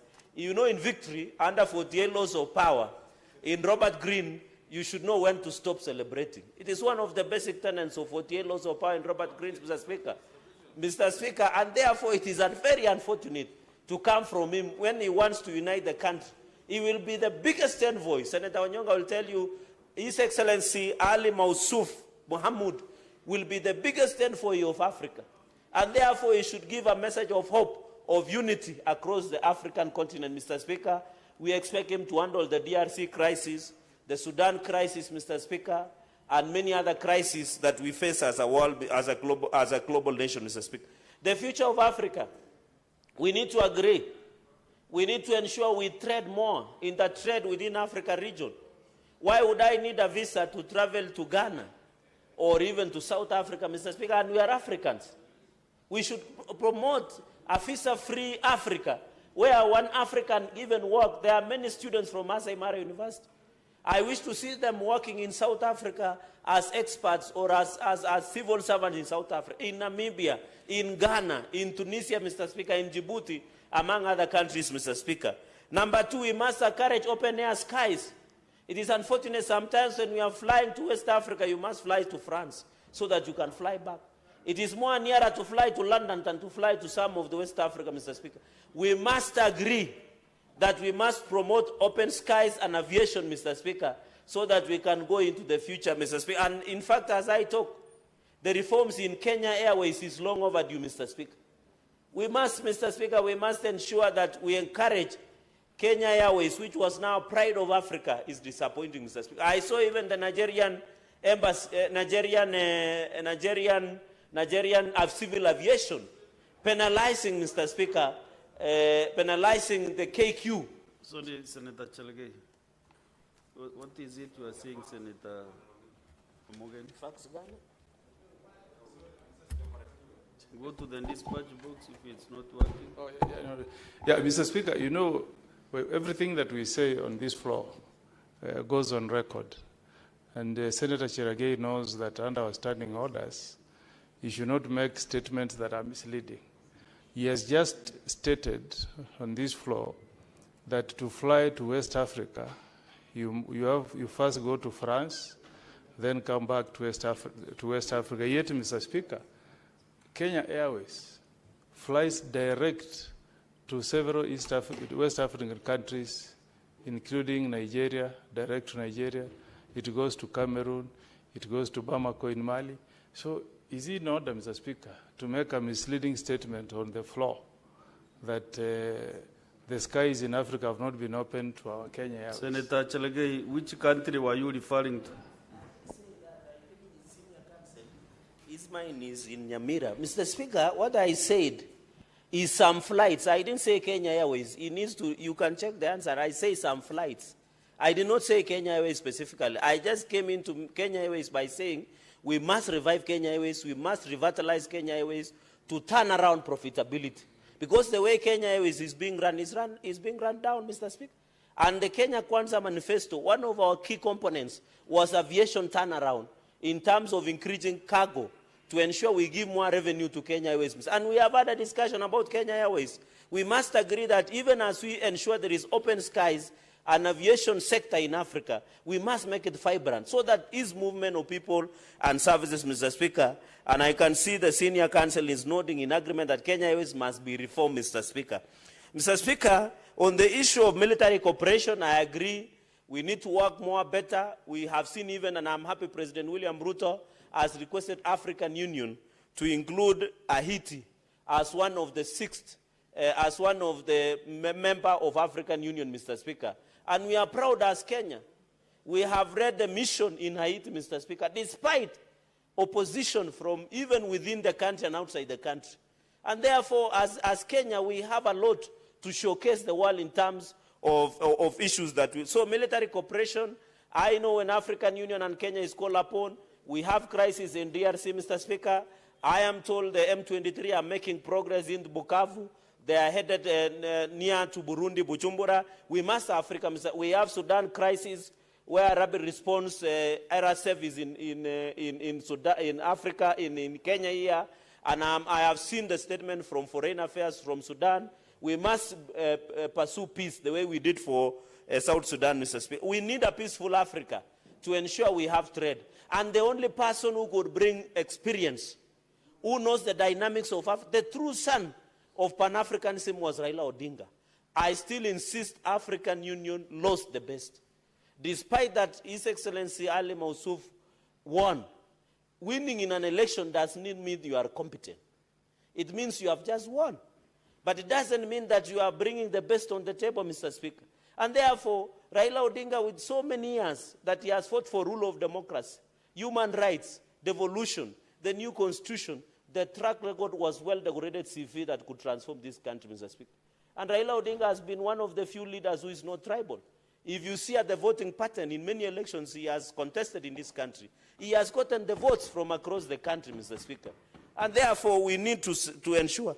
Mr. Speaker, the third point I wanted to make, I think it is now the right time to fully implement the NADCO report, the National Dialogue Report, Mr. Speaker. Raila Odinga has huge and well-decorated track record of fighting for democracy, rule of law. When Raila Odinga was fighting the previous regime, some of the people who are in opposition, Mr. Speaker, who are now correcting messes, were in that government that were pursuing even abuses of human rights, and they want to lecture us about, Mr. Speaker, how a country should be run. When Raila Odinga was fighting for this constitution, rule of law, democracy, some of the people who are correcting him, Mr. Speaker, who are fighting him now, were in that system, Mr. Speaker, the KANU system, Mr. Speaker. So therefore, when Raila Odinga comes, we can use him. He has huge, he's an elder statesman, Mr. Speaker, and the full implementation of NADCO, we must make Raila Odinga the Prime Minister of the Republic of Kenya. Even the Prime Cabinet Secretary, the Prime Cabinet Minister, he must, Mr. Speaker, be given that position to assist in expanding, deepening, and widening the broad-based government and stability of this country, Mr. Speaker. We have even started, Mr. Speaker, we have even started even broad-based within Parliament. Senator Methu, what's your point of order? Of course, I would not have wanted to interrupt the good senator from Nandi, but I'm standing on Standing Order 105, responsibility of statement of fact. May I know, because I have read the NADCO report page by page to the last page, which of the recommendations of the NADCO report he bases his argument that Raila Odinga is the one that will become the Prime Minister? Because our position of the Prime Minister will be there, but there is nowhere in the NADCO report that it proposes the Honorable Raila Odinga. And actually, I don't think the NADCO report was formulated to assimilate and have Raila Odinga join government. It is actually demeaning the position of Raila Odinga to say that the whole NADCO report It's just about creating a position for him. So, Honorable Speaker, I wish that you direct this and find the senator out of order for insinuating that the NADCO report has a clause that proposes that Raila Odinga, the person, becomes the Prime Minister. Very well, Senator Cherargei. I think you've understood the question. Yes, I've understood. Thank you, Mr. Speaker, for seeing you today in the morning. Mr. Speaker, as I encourage, and after this I will buy an air comp for my brother, Senator Methu, I agree. In fact, he has answered himself by insinuating. I didn't say the NADCO report has the name Raila Odinga. As a leader, I believe Raila Odinga should serve this nation in any capacity. And in my own opinion, as the senator of Nandi, I feel he should be given the position of Prime Minister. We need to expand and fully implement the National Dialogue Committee report. We are already doing broad-based. We are now in this across the aisle. We are exchanging chairs within Parliament, Mr. Speaker. Therefore, I want to insist, even as we move forward, as we broaden the engagement of broad-based government, the Honorable Raila Amolo Odinga, Mr. Speaker, has the history of this country. He has the track record of rule of law. He has served as a prime minister before. There is nothing unique, Mr. Even as we push to amend the constitution in Article 257 or 256, either by popular or parliamentary initiative of the Constitution 2010, he can serve at the moment as the Prime Cabinet Secretary as we reorganize the government going into the future, Mr. Speaker. Even Senator, it is free, my brother Senator Methu, and he knows I have tremendous respect and he respect each other. We are even pushing for an indictment of official opposition leader. So as they fight in his formation, Mr. Speaker, I'm telling them there is already a seat where the people like Wajakoya, people like Alonso Mushoka, people like, and the rest who will lose in 2027 after William Ruto is re-elected by the support of Baba, they will be automatically, will finance them. We'll give them an office, we'll give them official cars, we'll ensure they sit either in the Senate and National Assembly. And that is the NADCO report that we are proposing, Mr. Speaker. So no one will lose. We hate to see people who are so losers, who are shouting in centers, funerals. We want them to stop talking from funerals. We want them to come to the floor of the House and critique the government. And I want to assure you, with the support of Raila Amolo Odinga, William Ruto will be elected by over 80% for his re-election. In 2032, people like Eddie, tunaweza anza kujipanga at that level, Mr. Speaker. So I want to say in conclusion, because I've seen my time is spent, Mr. Speaker, let us have an open mind. This nation, the young people sitting at your gallery, need the guidance and leadership of this. We must agree as a nation. We want a nation. When you go here to Tanzania, they don't care which tribe you come from. You are a Chaga, you are a Suguma, you are a Maasai. They don't care who you are. They will only elect you because you are competent, Mr. Speaker. So we need to encourage as a nation. Let us have a tribeless leadership, Mr. Speaker. And I want to encourage the minority side led by Senator Ledama. Even as we engage on broad-based, you must clean your house. We cannot be saying we are broad-based, yet we have people who are opposing the broad-based within yourself, Mr. Speaker. And I know you know the person you are seated next to you on your right, Mr. Speaker. It is better to give that seat to Senator Hedy and other people, Mr. Speaker, so that you can have a one united front. Let us release people like Senator Wambua to go and oppose government freely instead of opposing government within. This is a broad-based government. May it long live under the leadership of William Ruto and Raila Odinga. Mr. Speaker, with those many remarks, I support and I thank you. Senator Eddie Okech. List.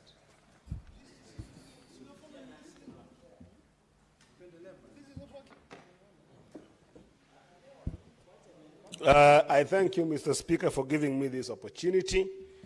And as the leader of the Migori delegation, I must say that on this motion, my people who gave me the chance to be in this house are sad.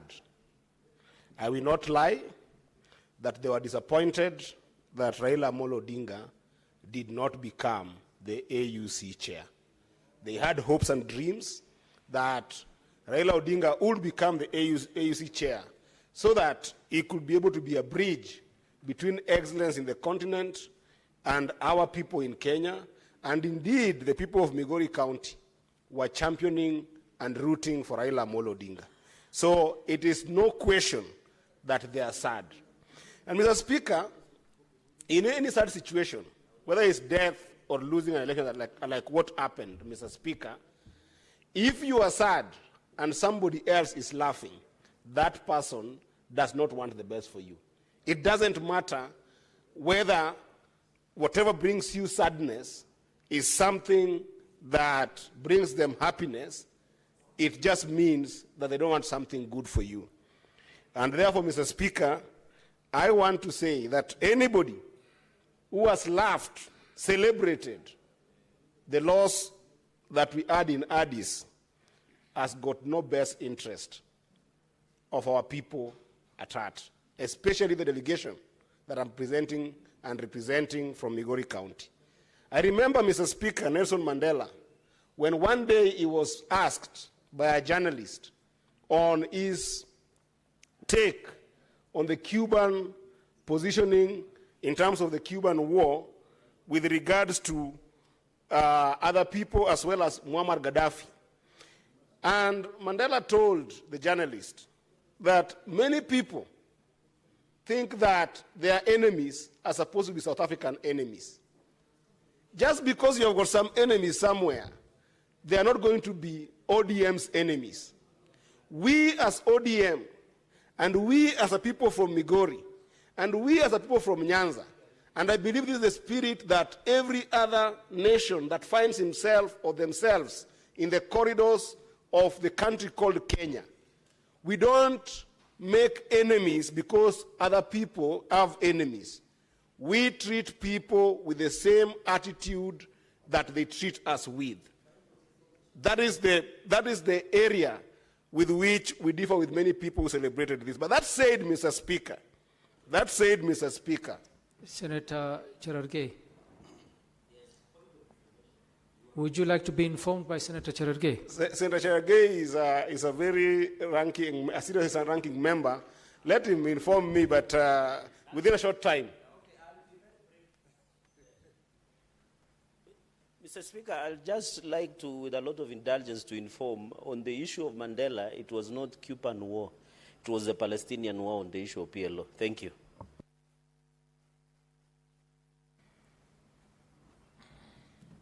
Mr. Speaker, you know, Cherargei, anyway, thank you, but Mr. Mandela was asked the question on the issue of his relationship with the Cuban fighter, we call him Fidel Castro, and also on the issue of him with Muammar Gaddafi, who tend to have been very polarizing figure in a number of, it was not just one war, but a number of issues that affect the entire continent at that time when South Africa was being seen as a terrorist nation just because they were fighting apartheid in South Africa. And his thinking was that any relationship that they're making with people or any friendship that they're making with different people is based on how those people treat South Africa, not based on the enemies that those people have. And that's what I'm trying to say also, that our politics as ODM going forward will be based on how people treat us and how people respect us and the contribution that we make to the country. But that said, Mr. Speaker, I want to say that there is a Swahili word that says Mugala muue aki mpe. Despite the differences that different people have with President Ruto in the borders of our country, Mr. Speaker, I want to say that we are very grateful for the kind of support, for the kind of commitment, for the kind of dedication that President Ruto gave to Raila Amolo Odinga in the process of running for AU. And I want to tell the President, Mr. Speaker, that there's a book that Chinua Achebe expresses about a lizard that fell out of an iroko tree. You know, this lizard fell out of an iroko tree onto a rock, but the lizard did not break its back. And around it, because it's just a lizard, other animals were there, but they were not able to celebrate the lizard. So the lizard looked around, and because nobody saw the lizard dropping down as something big and not breaking its back, the leader said to itself, I am so strong that I fell out of that Iroko tree, but I didn't break my back. I'm telling the president that even if some people want to close their eyes on the kind of support that you gave Raila Amolo Odinga, even if somebody will not say thank you to you, even if some people will talk negatively about it and try to put you down, be the lizard that fell off the Iroko tree and thank yourself because you know how much effort you put on this campaign. That's a very sincere thank you from me. But then I must also thank Raila Amolo Odinga, because taking a continental stage in a place that you don't have control, His Excellency the PM Raila Amolo Odinga, taking a serious continental stage in a place that don't have control of presidents, when people are not bold enough to take that step, that is valor, that's a towering spirit that we want to see of many Kenyans. And I hope that many young people can glean morals from the courage of Raila Amolo Odinga to be able to take some risks. That even you as a young person today, whether you're Gen Z or you're a millennial, remember the times that perhaps you grew in Kawangware and you could play some games, some card games, and people could discourage you, but you never saw why you should not take the risk of being in the streets. But then, today, you are something. Raila Amolo Odinga has taught us that you can keep on fighting and taking risks for dreams that are bigger than you. And if your dreams as young people don't scare you, you're not worth living. Take big dreams. Take big steps. Learn from Raila Amolo Odinga. He has fought big dreams that some of them today we are benefiting from. There are countries that have got internet today, but you cannot post things and talk about anybody on the internet because you fear that you'll go to jail, because you fear that you'll die, because you fear that you'll have serious consequences.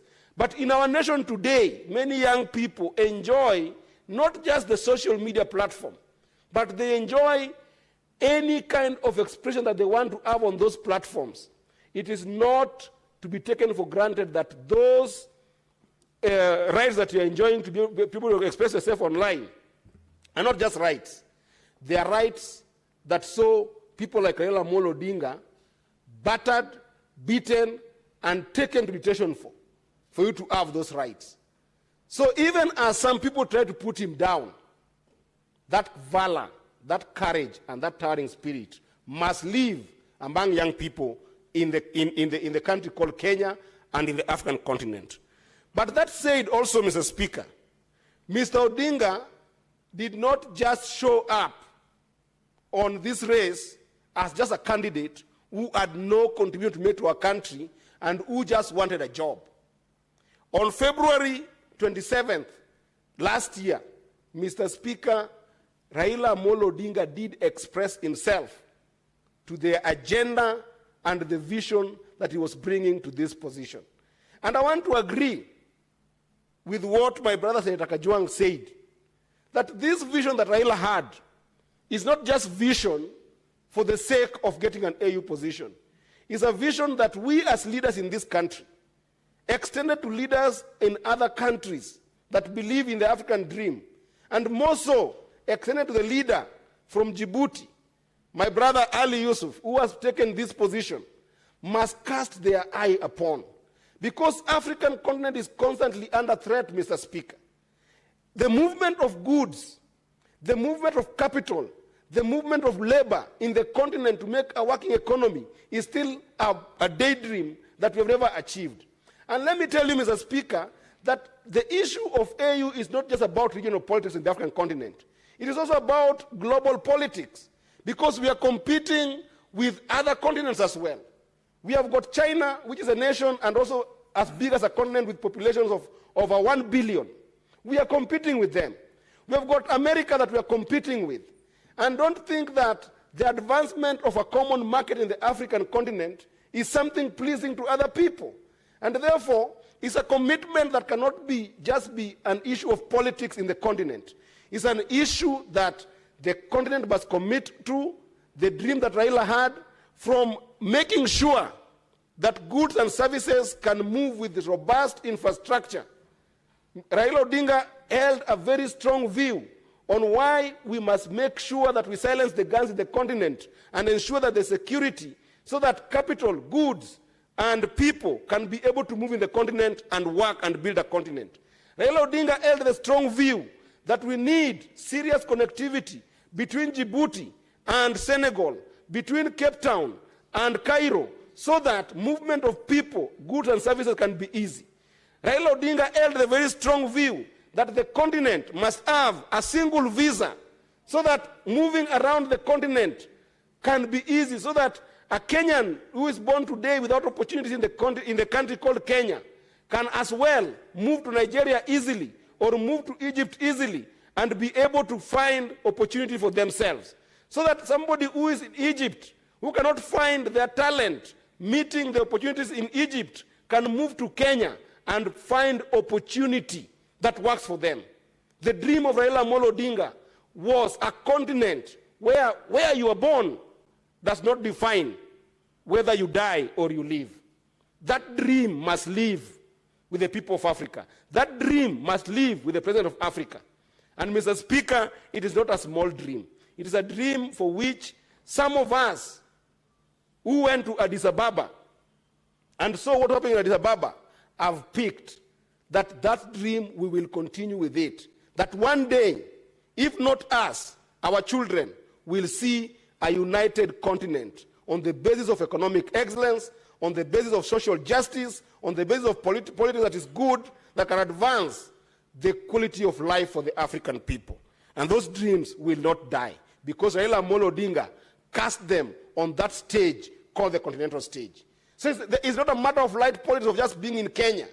Mr. Speaker, we have seen in this continent young people being radicalized because of lack of economic opportunities, economic emptiness, turning young people to be Al-Shabaab militia, economic emptiness, turning young people to be Boko Haram militia. And we see that same kind of trend even in the continent today, that people who the country had no confidence in, when they were serving at highest level and they were impeached in these houses, Mr. Speaker, radicalizing even young people who are in this house. You find young people being made to sing Mau Mau wars, to dress like Mau Mau, to live themselves unkempt like Mau Mau, to start behaving like Mau Mau in a way that is radicalizing people who are elected to come to this house to be able to promote a concept of national unity, promote a dream for young people in this country, and they're being radicalized. Therefore, we must start thinking, Mr. Speaker, we must start thinking of how we can be able to make sure that economic opportunity and good policies for young people are made possible, so that radicalization of young people can stop, not only in Kenya but in the continent. Eddie, Senator Wakoli, what's your point of order? This is our honorable house of distinguished, high-profile leaders. My good brother, Honorable Eddie, has alluded that honorable members are dressed like, look like, hair like Mau Mau. Honorable Chair, it's important for my good friend to have responsibility of statement of facts, but coming out clearly and showing to us among members here or those without this place, who is it that looks like Mau Mau, hair like Mau Mau, so that the Honorable House is cleared of any misconduct. Thank you, Honorable Chair. Speaker. Speaker, thank you. It seems like the senator, the good senator from Bungoma, is the only visitor from Jerusalem. I will send him some pictures of Mau Mau, people who fought, and then he can make his own judgment to look at people around who look like Mau Mau. But that said, Mr. Speaker, I must say also that we must also accept the negative that happened in this area, called the fighting for this seat. I want to encourage the majority leader that let's not be blind to the fact that foreign policy in this country is still not sober. And there are positions that you can take as a people that must be based on a foreign policy. Today, Mr. Speaker, whether you are a Democrat or you are a Republican in the American politics, when it comes to certain issues, America has clear foreign policy about them. And I don't think that we don't have a foreign policy that works. I think that we don't have a domestic policy that works.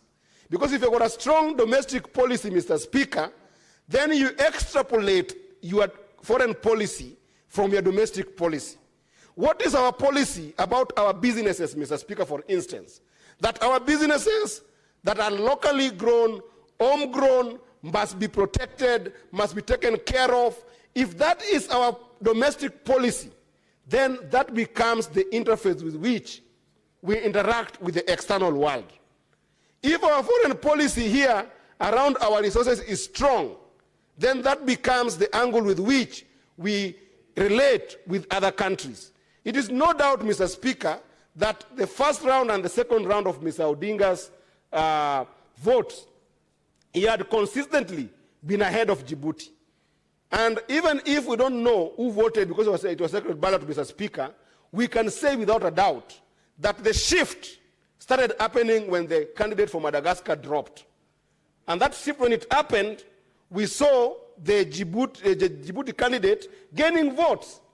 Therefore, even if we are not mathematically sound, we can argue that there is high likelihood that the people who are voting for Madagascar shifted to Djibouti.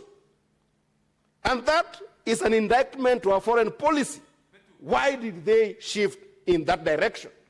It means that we haven't chosen as a people that on certain issues that are cross-cutting in the continent, whether it's the DRC war, whether it is the coup in the continent, a number of coups are in the continent, whether it is the issue around Israel, whether it's the issues around Commonwealth, all these issues, Mr. Speaker, must have one inclination.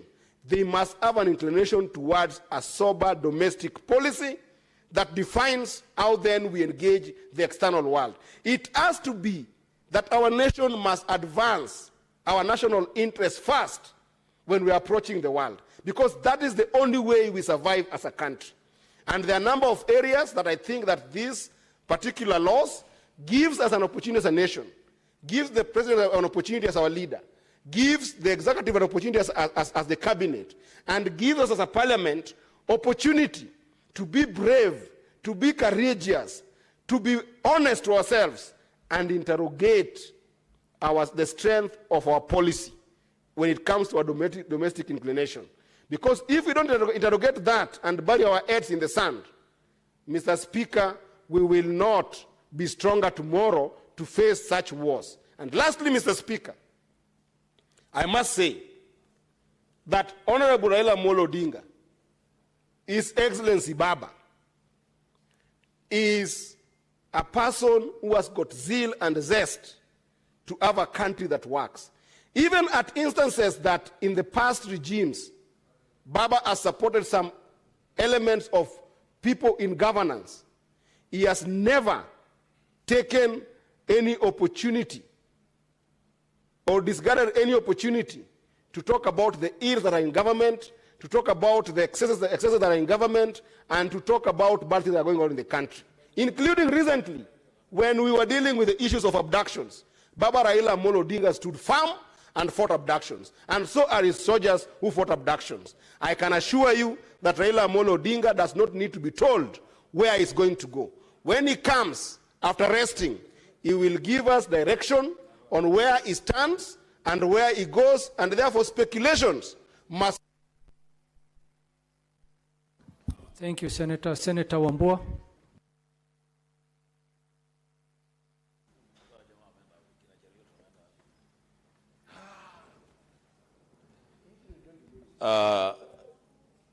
Thank you, Mr. Speaker. Mr. Speaker, I also want to take this opportunity to join my colleagues in recording the thanks of the Senate on Kenya's attempt for the position of the chairperson of the African Union Commission, AUC.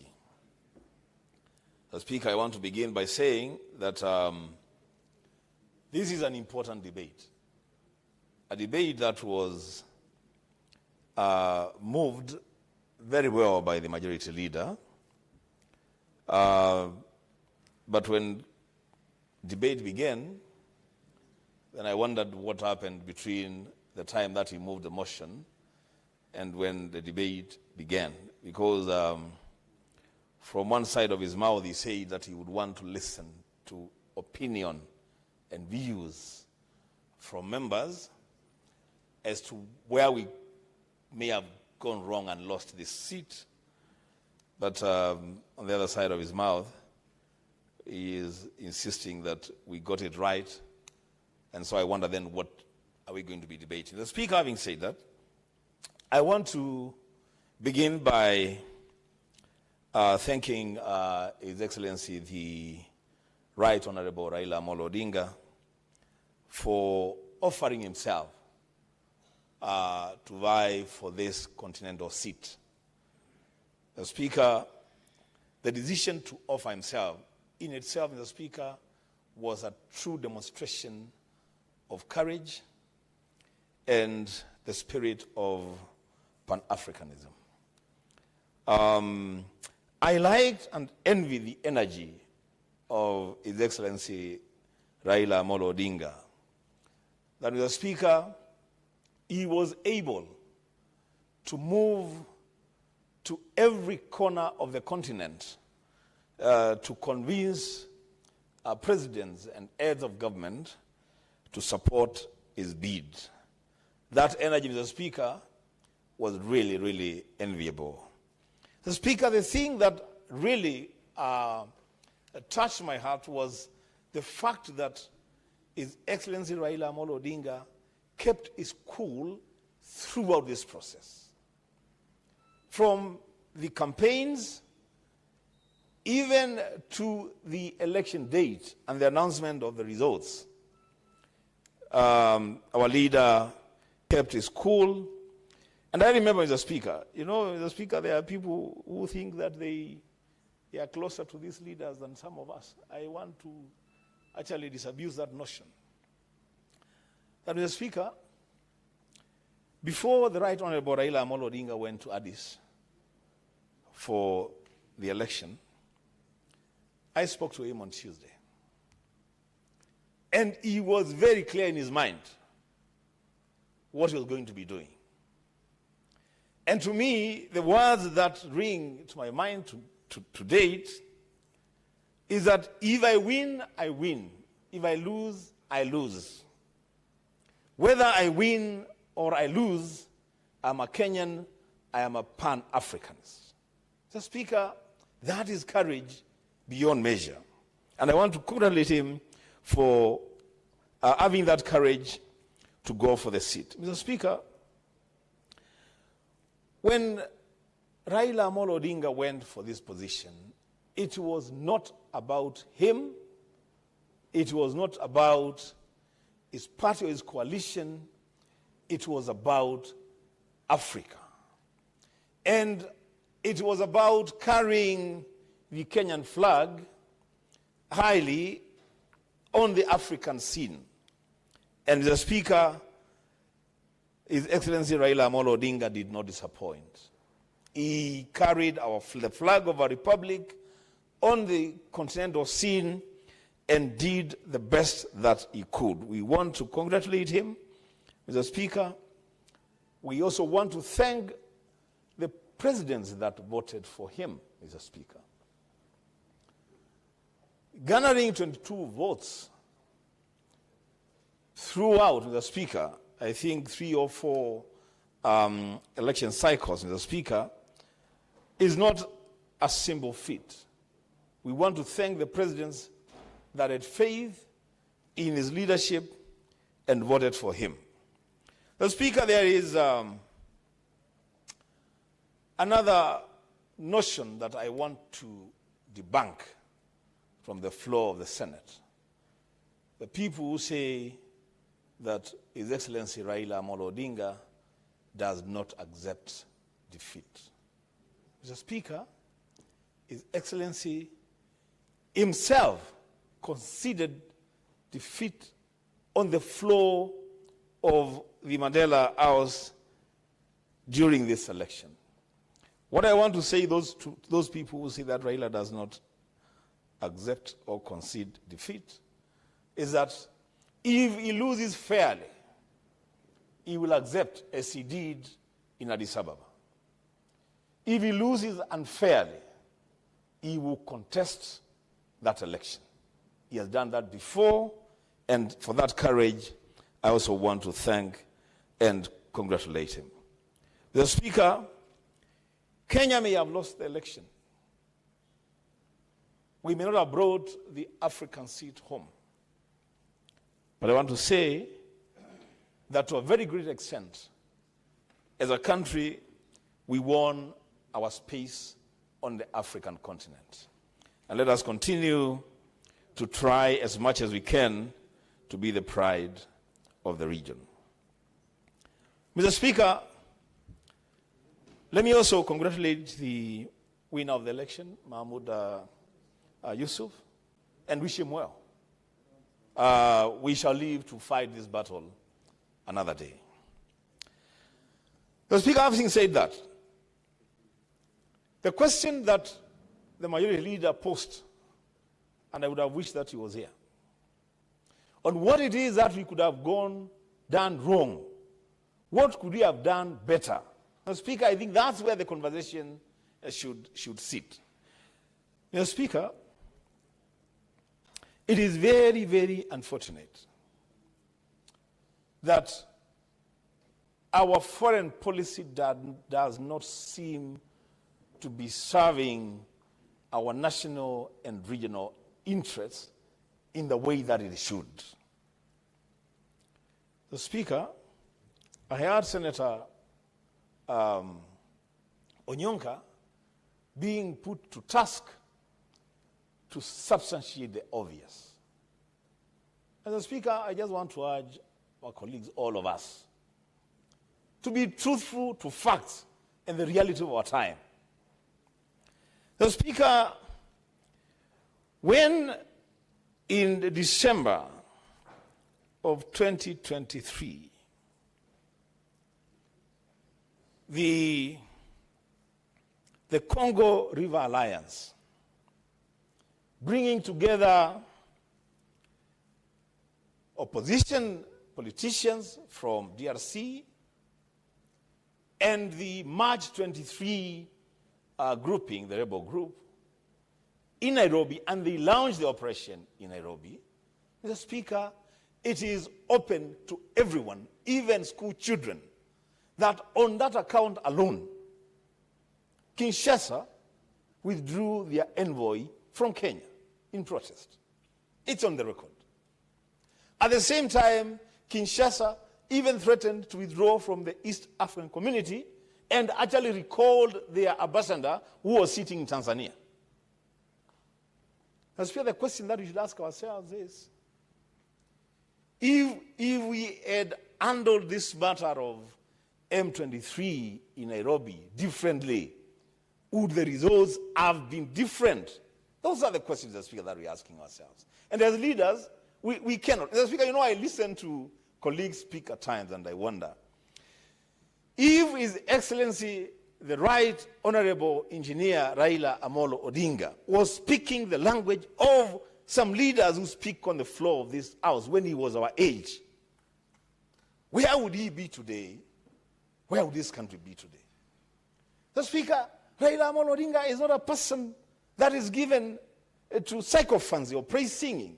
He will say it as it is. And I'm very sure on the matter of the activities of M23 and the the Congo River Alliance, their activities in Nairobi, I'm very sure, I don't even to ask him, I'm very sure he takes a very different view from the view taken by the executive, the National Executive of Kenya. Mr. Speaker, today, you know, the quest for the AUC chairmanship is not the end of Kenya's quest for leadership in the region. There will be other positions that other Kenyans are suitable for. And I want, for the avoidance of doubt, to state that Some of us consistently have believed in the leadership of Raila Amolo Odinga. We have campaigned for him. We have voted for him for many, many years. The people that speak here as though they know and support Raila Amolo Odinga more than other people have never voted for him, even once. If anything, they have demonized him the most. Mr. Speaker, the engagement of Kenya and our neighbors is not ending with the end of the elections in Addis Ababa. Mr. Speaker, what we did, what we allowed to happen on our capital yesterday, Mr. Speaker, was not right. And we must tell this government as much. To allow the rapid support, their involvement in the crisis in Darfur, the killings, the torture, the maiming of people, Mr. Speaker. And we allow those groups to come to Nairobi and pretend to form a government of Sudan from Nairobi, Mr. Speaker. What do we expect? What do we expect, Mr. Speaker? Mr. Speaker, I want to say that we have not had the last from the administration of General Buran, who is now running some form of administration from Port Said. These people have messed up their country. Our role as a neighbor should be to help these people come together and rebuild their country, not to take sides with one rebel group against the other rebel group. Mr. Speaker, that move, it is those kind of moves, Mr. Speaker, that we are saying, you know, the M23 move, Mr. Speaker, let's just face it. On account of the Congo River Alliance being formed in Nairobi, and the fighting now in eastern DRC, the takeover of towns, South Africa has lost many soldiers. Tanzania has lost many soldiers. Let us just ask ourselves as human beings. The president of South Africa, the president of Tanzania, the president of DRC Congo, when they went to cast the ballot, in that reality, where were they likely to cast their ballot? Mr. Speaker, these are the questions that we should ask ourselves. And stop being sycophantic or emotional about things that we can see as leaders are not going the right direction. Mr. Speaker, I want to advise.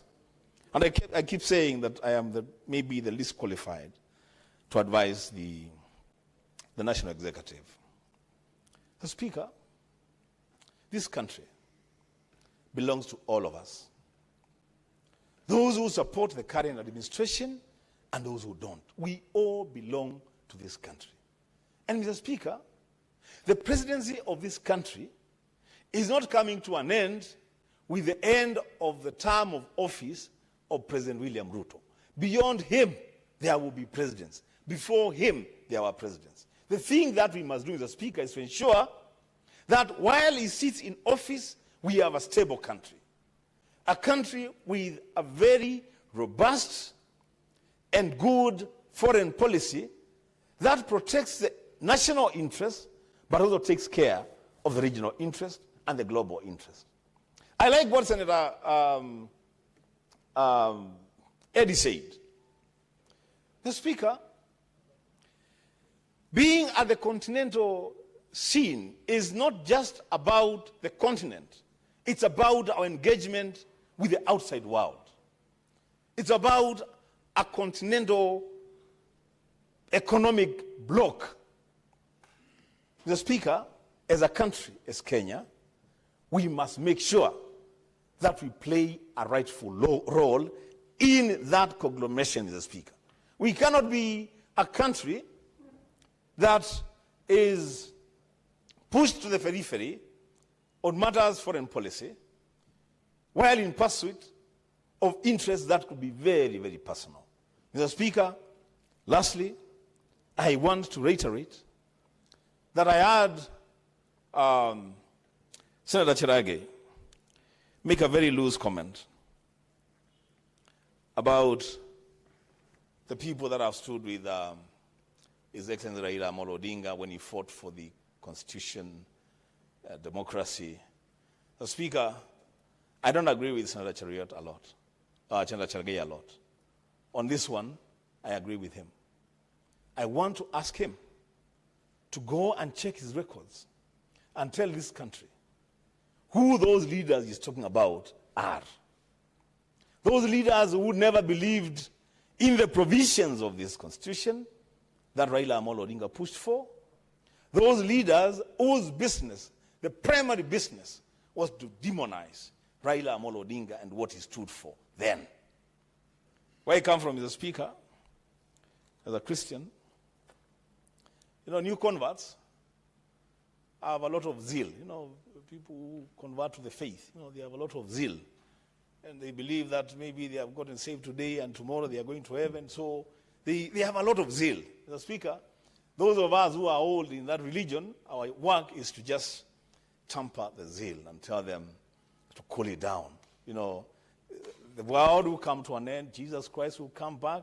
But it will happen at the fullness of his timing, not at our timing. The new converts in the political scene in Kenya, I want to tamper their zeal. Let them move slowly, Mr. Speaker. This is not a sprint, it's a marathon. I support. Thank you, Senator. Senator David Wakoli Wafula.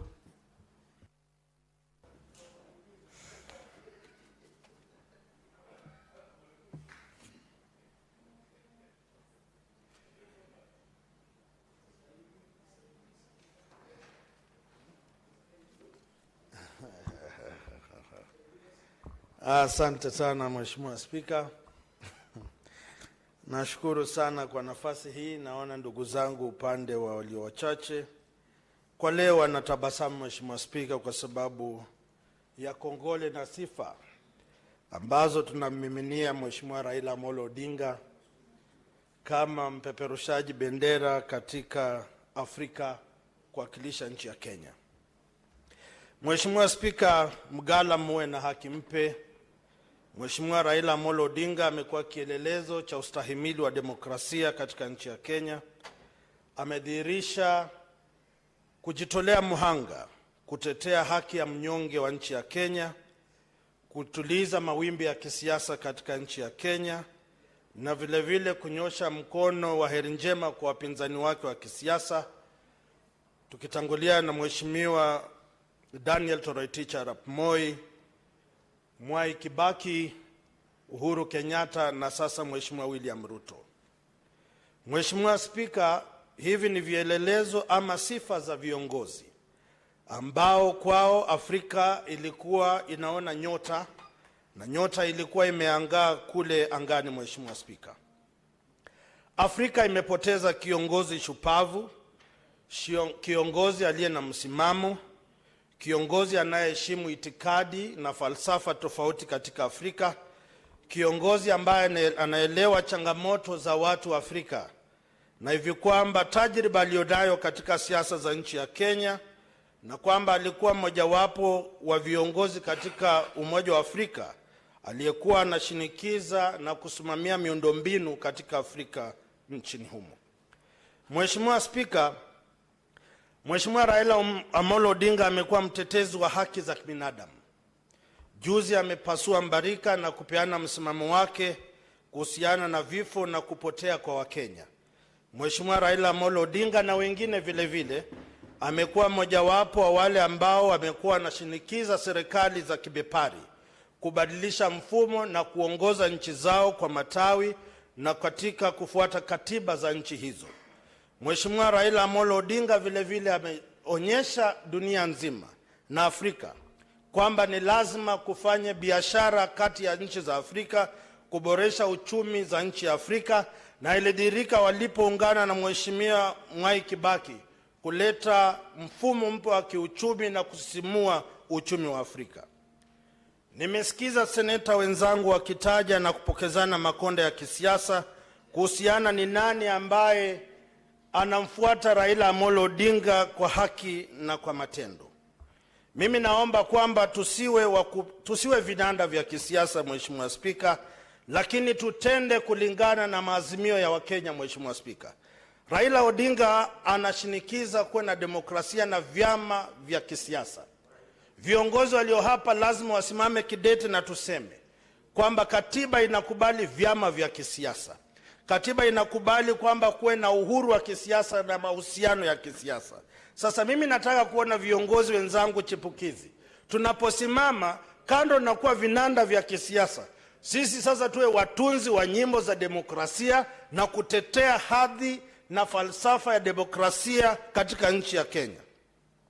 Mheshimiwa Raila Amolo Odinga amepigana vita dhidi ya ufisadi, na naamini angetoa uongozi wa Jumuiya ya Afrika, angeongoza mapambano dhidi ya ufisadi katika nchi za Afrika. Changamoto nyingi zinazoendelea katika nchi za Afrika, vita vinavyoendelea ni kutokana na ufisadi. Na mimi naomba kutokana na jumba la Senate tuone viongozi wakisimama kidete kupigana vita dhidi ya ufisadi katika nchi ya Kenya.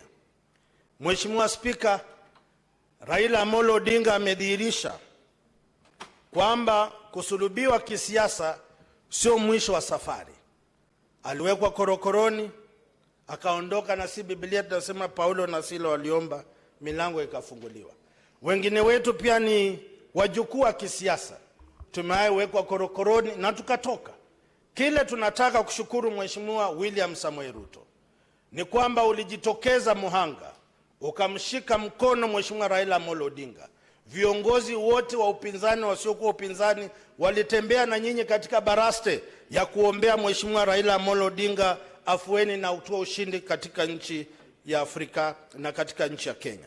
Mimi ni kuomba tu kwamba tuendelee kufanya kazi kwa pamoja, tuendelee kufanya majadiliano ya pamoja, tuendelee kupigania haki za Mkenya na Afrika, ili siku itakapokuja tutaulizwa yale tuliyotenda kwa mujibu wa katiba na ujio wa siasa za nchi ya Kenya.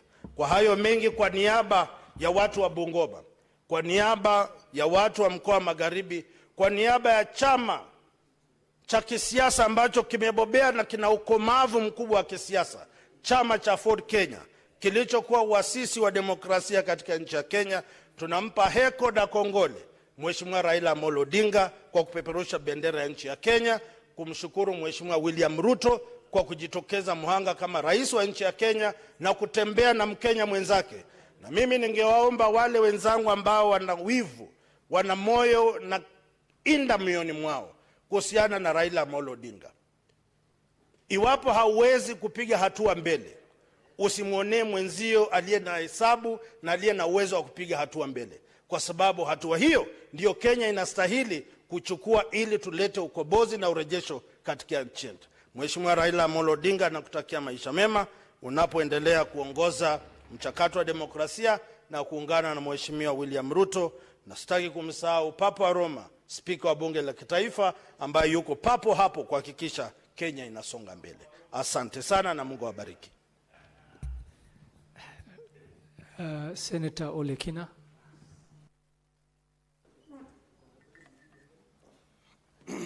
Thank you, Mr. Speaker. Mr. Speaker, let me begin by congratulating the Right Honorable Raila Amolo Odinga for being a statesman and seeing where the elections were heading, where it would create a situation where we would not have a chairperson to represent the African Union in the secretariat and the administrative organ of the African Union.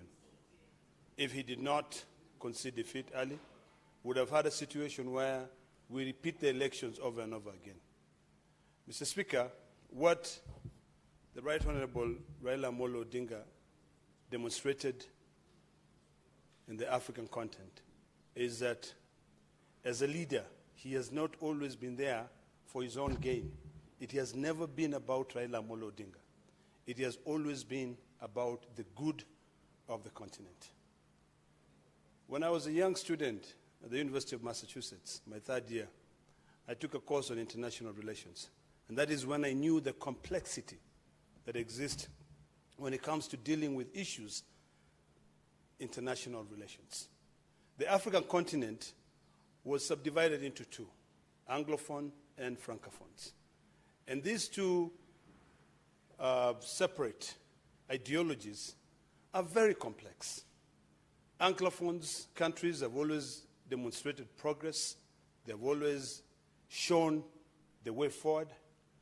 But unfortunately, most of the Francophone countries have always been left behind. And you can see, even in the reasoning, you can see, even in the development of our countries. Anglophone countries have managed to be able to leapfrog on different sectors. If you look at Kenya as an example, Kenya developed the first money transfer system to be able to assist those less fortunate, people who are in rural areas, to be able to also get banking services.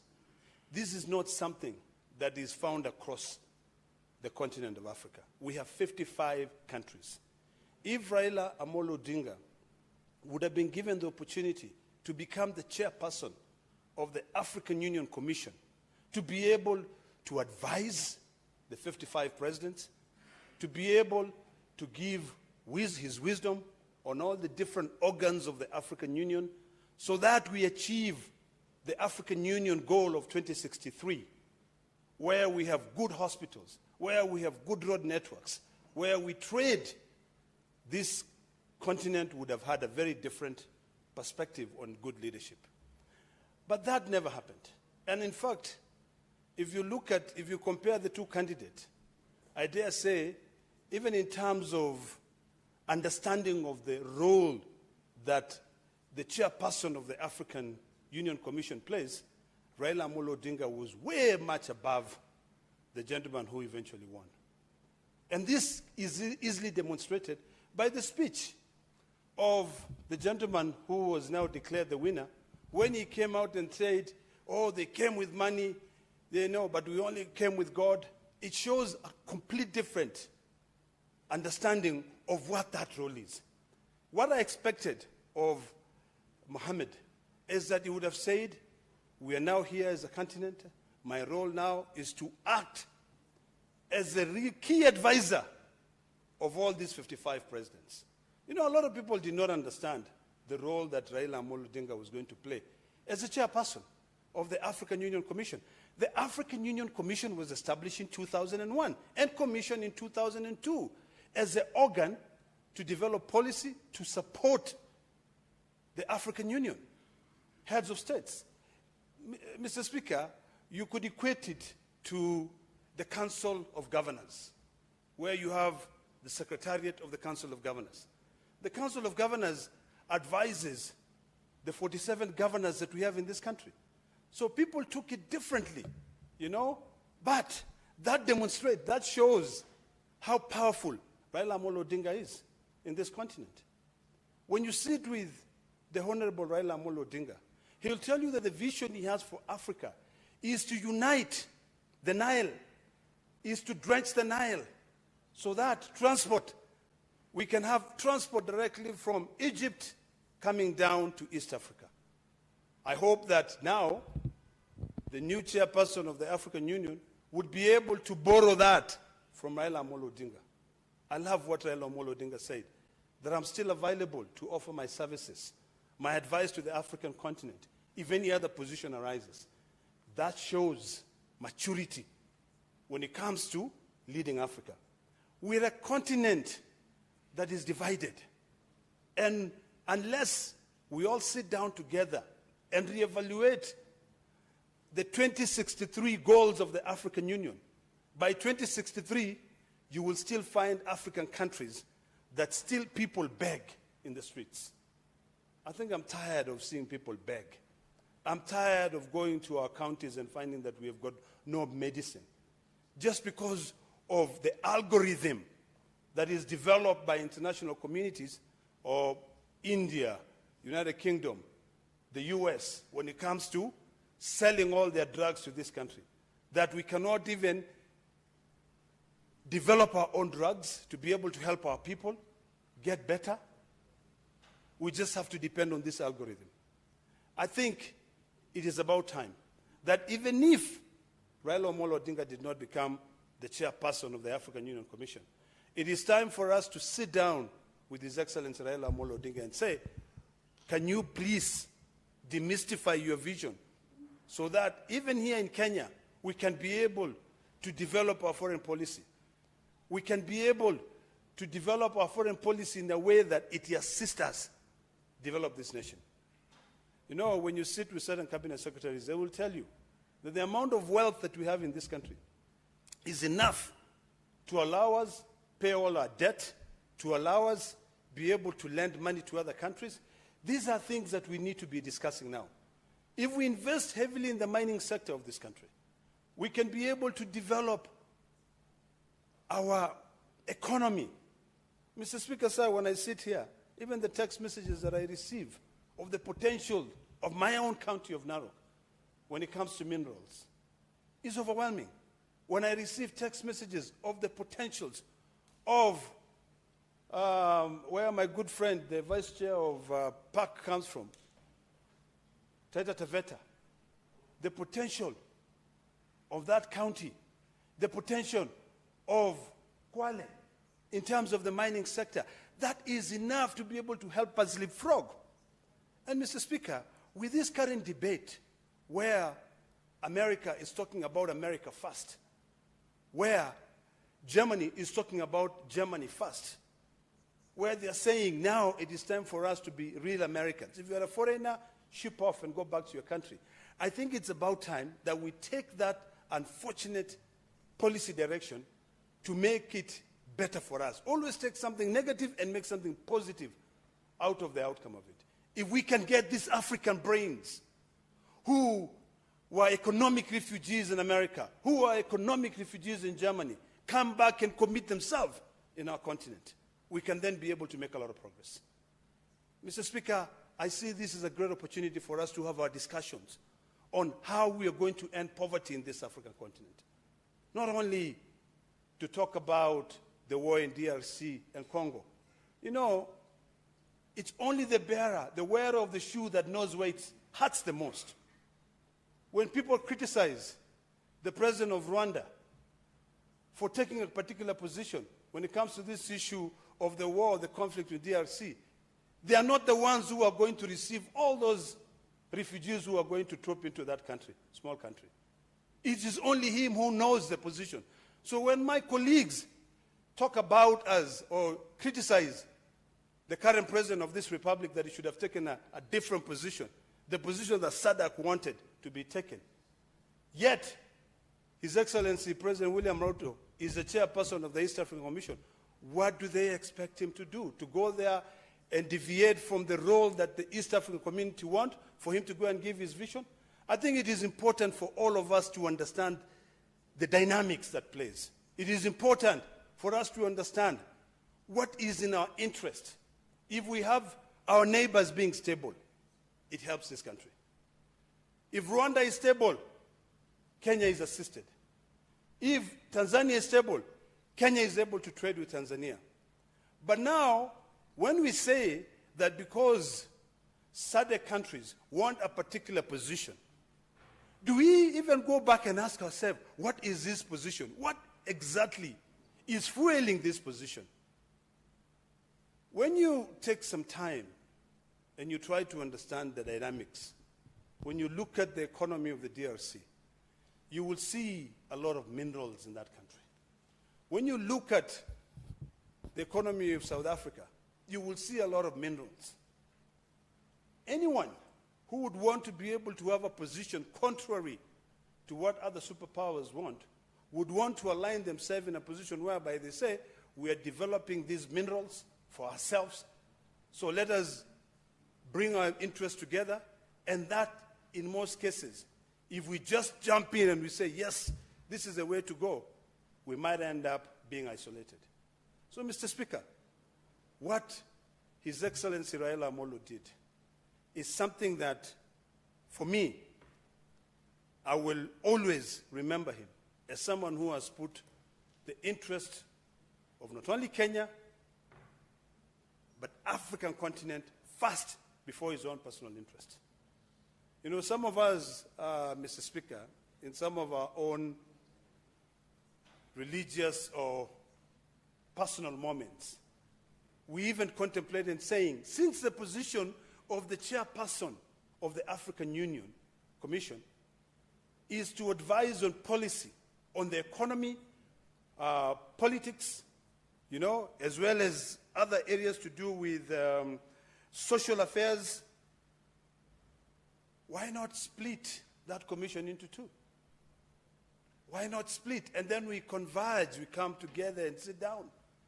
Why don't we say the Anglophone countries have one commissioner, the chairperson, the other one has another commission, so that we now come and say, these are our social issues.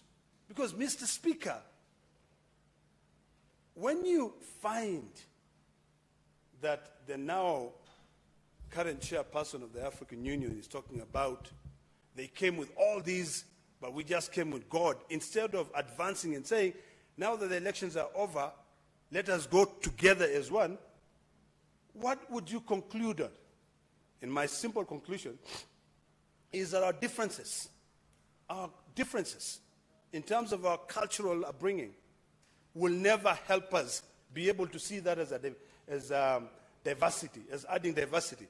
But it will always show us as if we are different. Mr. Speaker, there are people who, when you ask them, you know, in this world there are people who give advice differently. Some of them will tell you, if you want to know whether somebody is rich, look at their hand or look at their two fingers. If this finger is longer than the index finger, then that means that that person is rich. So those ones will always believe like that. There's no way you can come and change and say, maybe it's just the way your bone structure is formed. They will believe that you are the rich person. I want that we focus now, Mr. Speaker. When it comes to our foreign policy, I want us to focus on how we can be able to ease trade among our African countries. I want us to see how we can be able to utilize the Nile. You know, the source of the Nile is in the East Africa. It is the only river that goes up that East Africa does not control. How can you not control the source of your river? It is controlled in Egypt. Ethiopia and Egypt fight over it. But the source of it is where? Is in Uganda and Kenya. So really, it is time for us now to start asking ourselves, how are we going to benefit from our own resources? We cannot be slaves of our own resources. We now have to sit down and ask ourselves, now that we failed in making sure that we have Raila Amolo Odinga as a chairperson of the African Union Commission, why don't we rethinking and bring it back home and say, we have the East African community. Can we set up an East African commission that will look at our policy, will look at our politics, will look at our economic affairs, will look at our social affairs, and try to figure out how do we create this shock absorber. Today, Mr. Speaker, when you hear a president taking a position, and I think those wise men who set up the African Commission and we put up a chairperson was very wise. Because they did not want the president taking a particular position. They said, let us seek advice from an expert. That is why they set up. I think now we need to start changing, also looking at home, close to home, the East African community. It will be important, Mr. Speaker, that in the East African community we achieve the goal of Julius Kambarage Nyerere.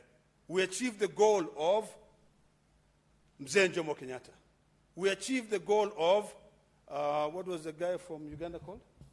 I've forgotten his name. Milton Obote. I think it was Milton Obote. These are distinguished men who came before us. They are the ones who said, as a community, let us live together. If today you spend time with the president of Uganda, the only thing he'll talk about is the ideas of Julius Nyerere, the ideas of Milton Obote, the ideas of Mzee Jomo Kenyatta. Let us now bring this debate back home. Let us stop whining and saying, oh, we lost because of ABCD. Let us build our East African community. Let us set up a commission here that will be able to guide us. We need to end poverty in Kenya. It is wrong, Mr. Speaker, for us as politicians. Every day you wake up, if you wake up in the morning, like 3 in the morning and you just want to pray, and you accidentally take your phone to remind you, maybe on the subject that you wanted to pray about. The first text message that comes is that, oh, Mheshimiwa, my mother is very sick, I need X amount of money. You know, I long for the time when in Kenya, no one will ever pick up a phone and send to a politician to say, please help pay for my medical bill, because our health care will work. You know, because our road infrastructure will work. Our education system will work.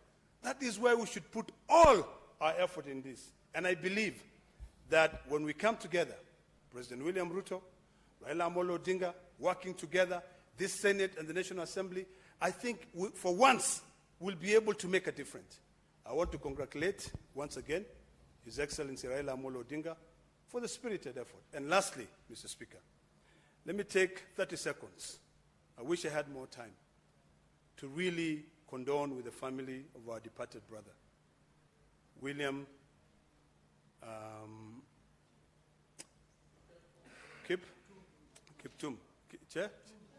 Cheptumo, not Kiptum, Cheptumo. This is a gentleman whom I really knew very well. I admired his dedication to the rule of law.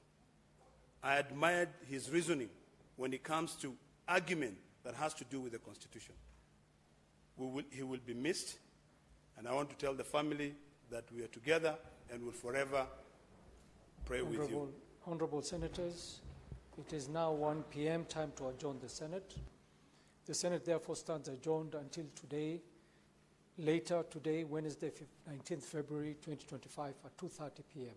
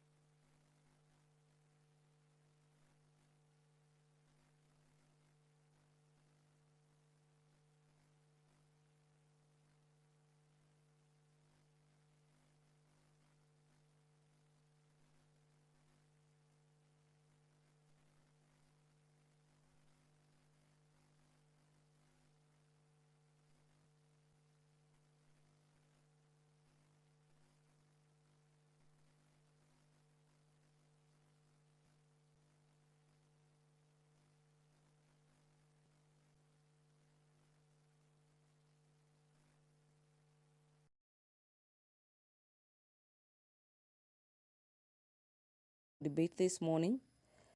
The Institute of Social Work Professional Bill is a bill that is seeking to establish the Institute of Social Work Professionals and regulate the training, registration, as well as licensing of registered social work professionals. The bill under Clause 3 to 16 contains the provisions on the establishment of the Institute of Social Work Professionals, its council, and the examination of the board. And the bill also seeks to provide for the issuance of practicing certificates and registered social work professionals. The bill contains the provisions on the registration of the requisite qualification of the social work professionals.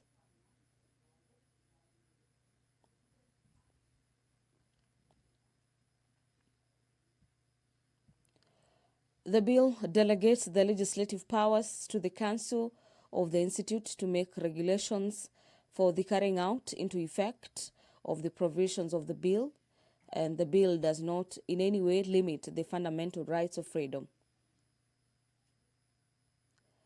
According to the mover of the bill, Honorable Joshua Kavinda Kimelu, is as the enactment of this bill shall occasion additional expenditure of public funds.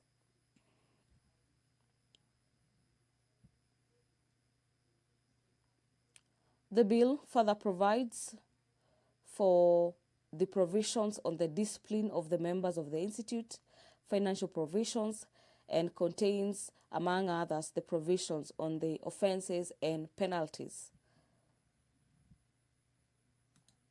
Remember, this being a Wednesday morning, a sitting that is usually set aside for the consideration of the members' bill. The National Assembly will be considering bills by members of the House. And Wednesday afternoon, usually at the National Assembly, we usually have cabinet secretaries appearing before plenary to answer questions that have been fronted by various members, and bearing in mind that the House just resumed business just the other week, we'll be waiting to see whether in the afternoon we'll be having the cabinet secretaries appear before Parliament this Wednesday. But away from that, the House is equally set to consider the gold processing bill. This bill is a bill that is seeking to provide for the establishment, composition, functions, and management of the Gold Processing Corporation. The bill seeks to establish a legal and institutional framework for collecting, purifying, smelting, fabricating, homogenizing, sampling, registration, monitoring, and transportation of gold or gold products, or products of gold for that matter. The bill contains the provisions relating to preliminary provisions, including short title, interpretation, and object of the Act, and guiding principles that are set to guide the processing of gold in the country.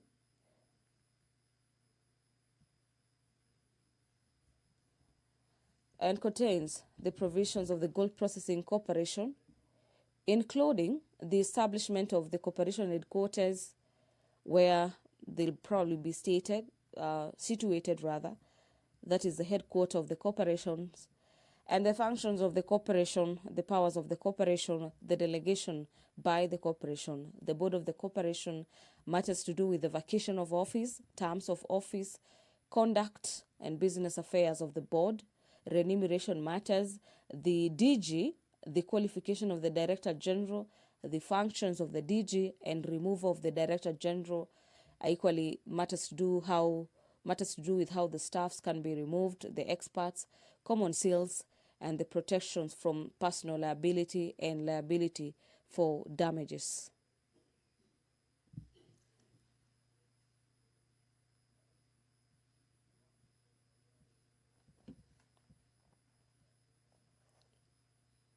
The bill further contains the provisions relating to financial provisions, including the funds, the financial year and the annual estimates, matters to do with accounts, and the audit of.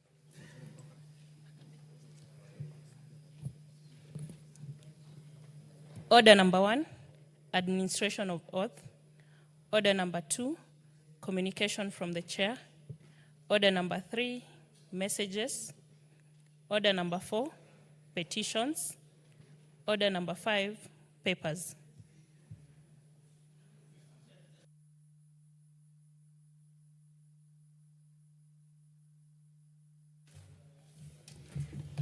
Honorable Omboko, I'm told you're the one.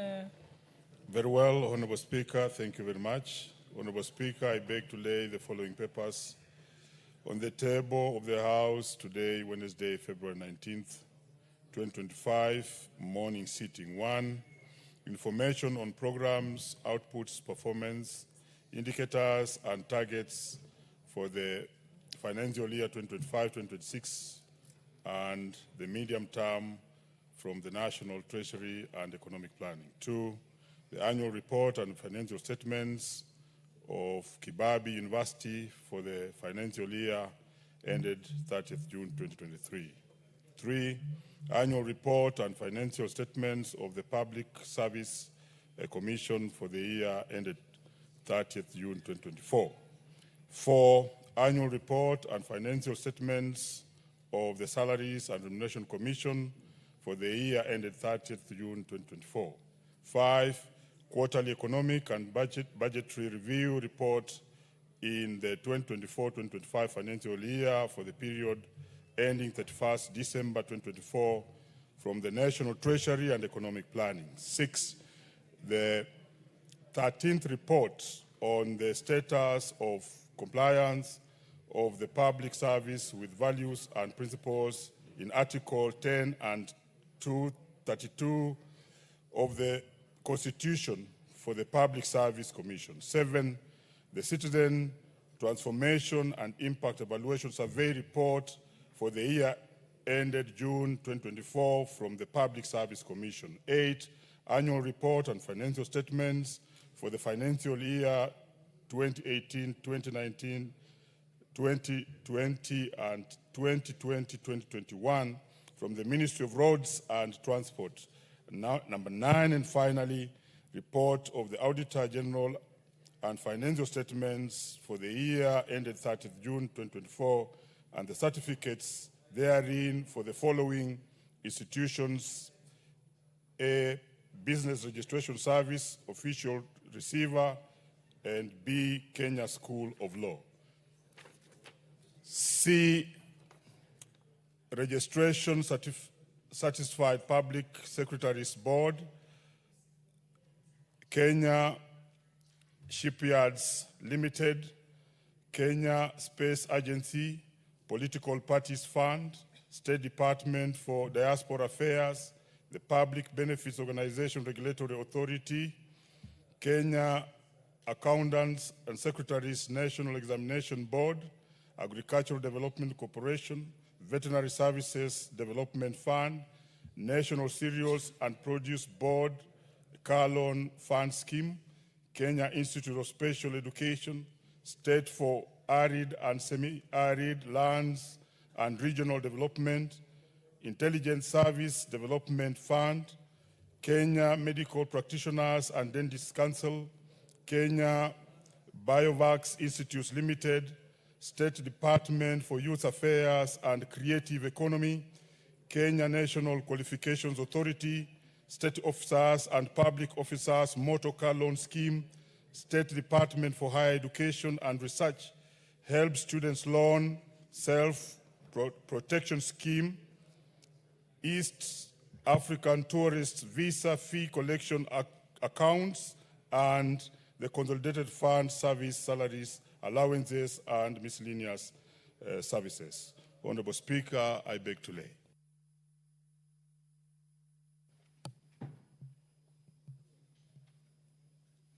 Thank you. Next order.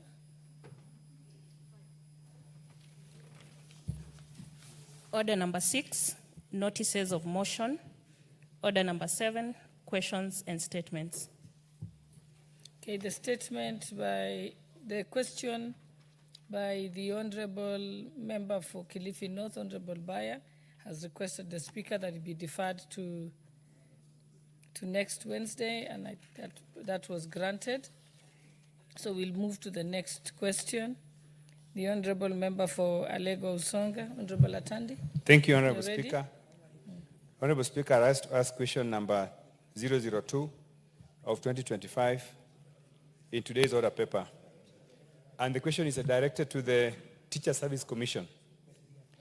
Number 1, could the Commission explain why Mr. Ruben Omondi Owino of personal number 459139, a former teacher at Madede Primary School in Alego Usonga constituency, was dismissed from the service? Number 2, could the Commission also explain when the Teacher Service Commission would reinstate Mr. Ruben Owino following his acquittal by the Magistrate Court in Siaya on the 29th June 2018 due to lack of evidence? Number 3, could TSC explain and provide timelines when the Commission will reinstate Mr. Owino? And lastly, outline measures put in place to ensure that Mr. Owino receives all accrued remunerations from 1st of March 2018 to date. Thank you. The question is to be replied by the Departmental Committee on Education. And the chairperson is not here. The Is there anyone from the Education Committee who can give a commitment on behalf of the...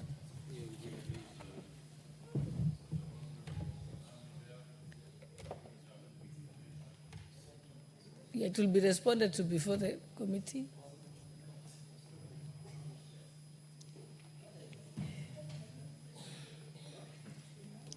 You should give a commitment on behalf of the committee.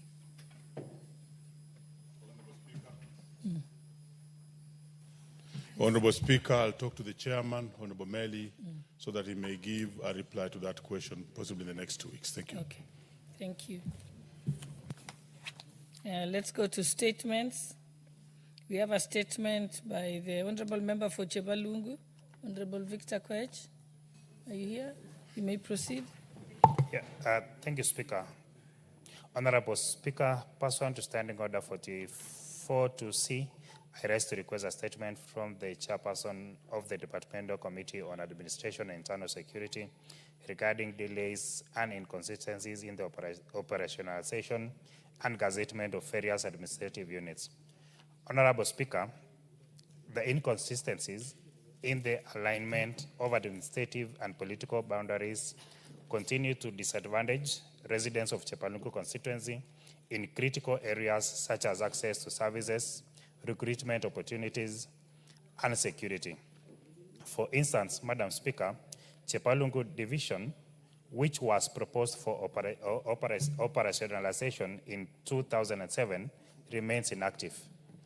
Similarly, whereas Kongasis Division, which was gazetted in June 2017, the operations in the administrative units are yet to commence, denying residents the much needed government services. Honorable Speaker, the inconsistencies in the administrative boundaries in Nyongare's ward is notable as some of the administrative units in Nyongare's ward fall politically within Chepalungu constituency, but administratively within Bomet Central constituency. This misalignment creates significant disadvantage, especially in recruitment exercises such as teachers and the Kenya Defense Forces as residents, particularly from Kyogong and Itempe. Those allocations are often excluded or face logistical challenges. Honorable Speaker, it is against this background that I request the chairperson of the Departmental Committee on Administration and Internal Security to address the following issues. 1, the status of operationalization of above-mentioned administrative units to improve service delivery and address security concerns in Chepalungu constituency. A detailed report on the delay in operationalization and gazetted units and a timeline for their activation. And lastly, measures taken to realign administrative boundaries in the affected areas to ensure consistency with political boundaries, particularly in Nyongare's ward, to prevent residents from being disadvantaged during key processes such as recruitments. I thank you, Mr. Honorable Speaker. I think this statement will be responded to by the relevant committees, the Administration and Internal Security Committee. I think Honorable Tongo is also the neighbor of the, yes, I will allow, Very well. I also further undertake to inform the Chair, Internal Security, who is my neighbor, Honorable Tongo. Thank you, Honorable Speaker. I think Honorable Member for Gilgil would like to say something. Thank you, Madam Speaker, and I want to thank Honorable Mandazi for that statement, though just for his constituency. But, Madam Speaker, we have so many units, administrative units that have been gazetted over the years, some all the way back from 2017, including in Gilgil, over 10 of them Koelel, Kamadhada. There are so many, Madam Speaker. I think even as the committee answers the statement, they can have a general overview of all the gazetted units that have not been yet operationalized. That would limit so that we don't have to keep asking for every constituency, Madam Speaker, because I think by the time you get to the gazettement, it has been evaluated, the population warrants, and all the other factors have been taken into consideration. So my plea, Madam Speaker, is that you direct that the chair does also an overview of all the others in other regions. Thank you, Madam Speaker. The Honourable Member for Taita Taveta. Thank you, Madam Speaker. I also want to commend Honourable Mandazi for bringing this issue to the floor of the House, because indeed, delay of this gazettement and delay of making them operational has caused a lot of inconveniences in so many ways, Madam Speaker. Even in Taita Taveta, we are really affected.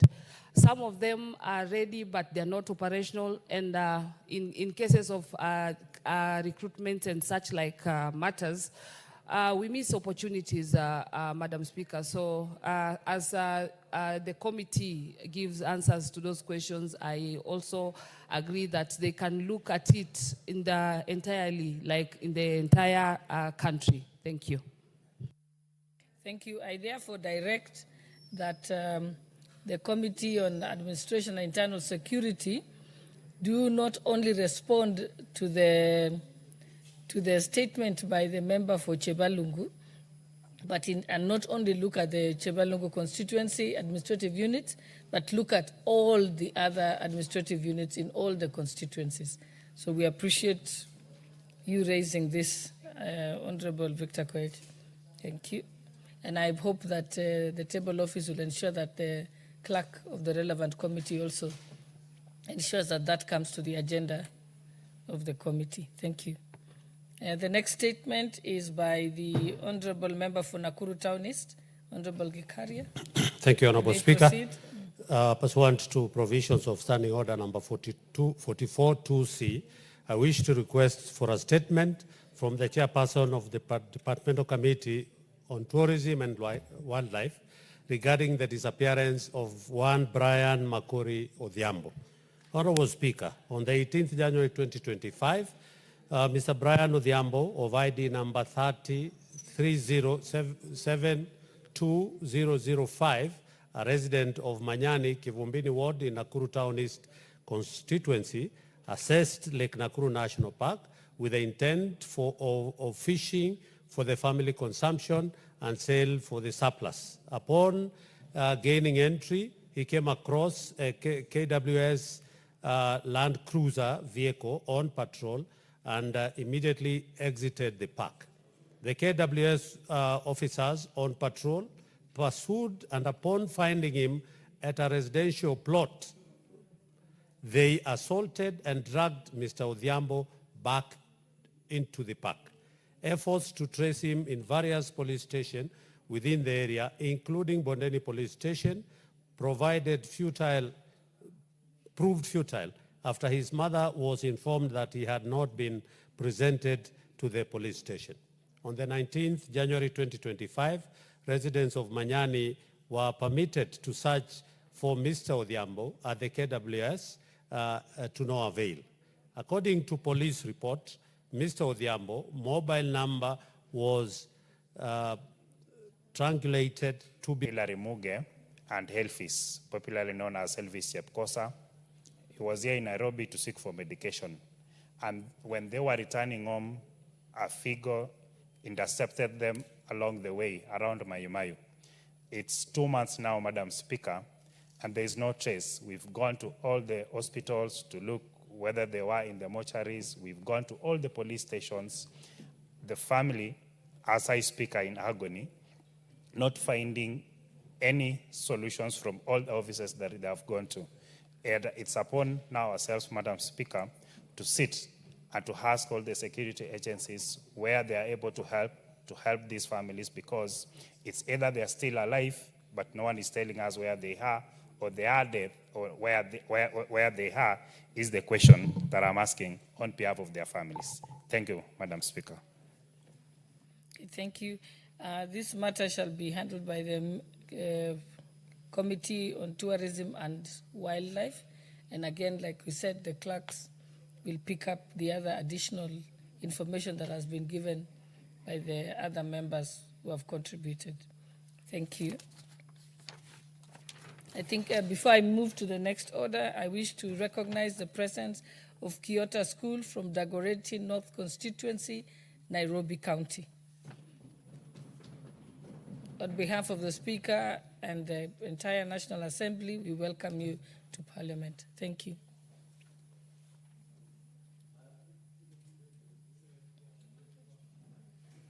Honorable Kosin, I see you have an intervention. I thank you, Madam Speaker. And I don't want to correct your direction, but I want to seek clarification.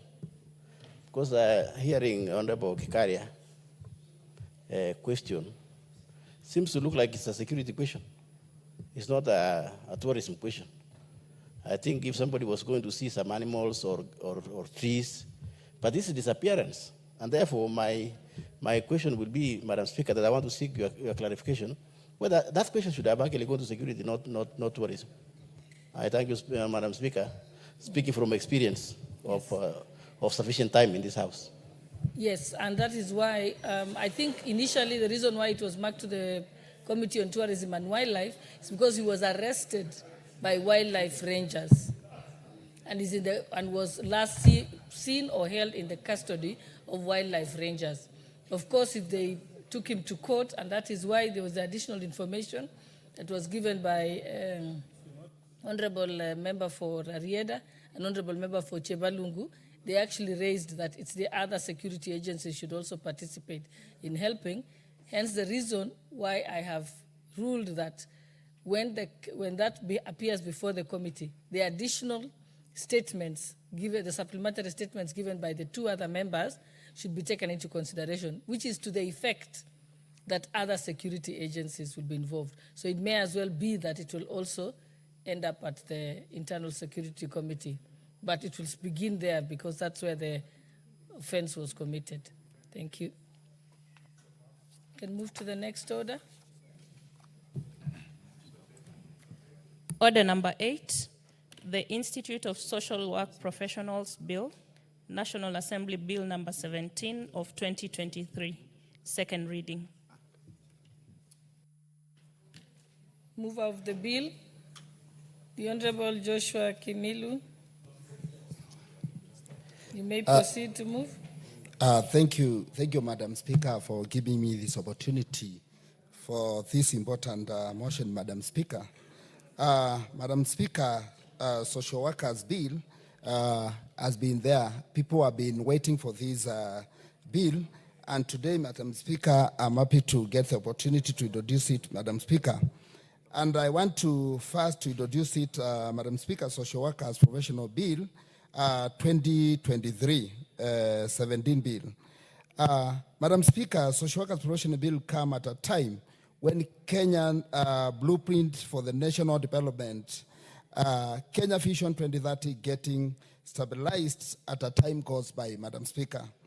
A central pillar in Kenya Vision 2030 focus on the social section within which various programs, Madam Speaker, and services for the Kenya population are encompassed, Madam Speaker. Most of these programs, such child protection, Madam Speaker, social protection, care for our, again, populations, and other vulnerable groups in our communities are executed by the social workers. Social workers have been playing other significant role in the sector, hence the envisioned law from this bill will gradually strengthen their service delivery in our nation, Madam Speaker. This will consolidate the overall focus of Kenya Vision 2030 and beyond.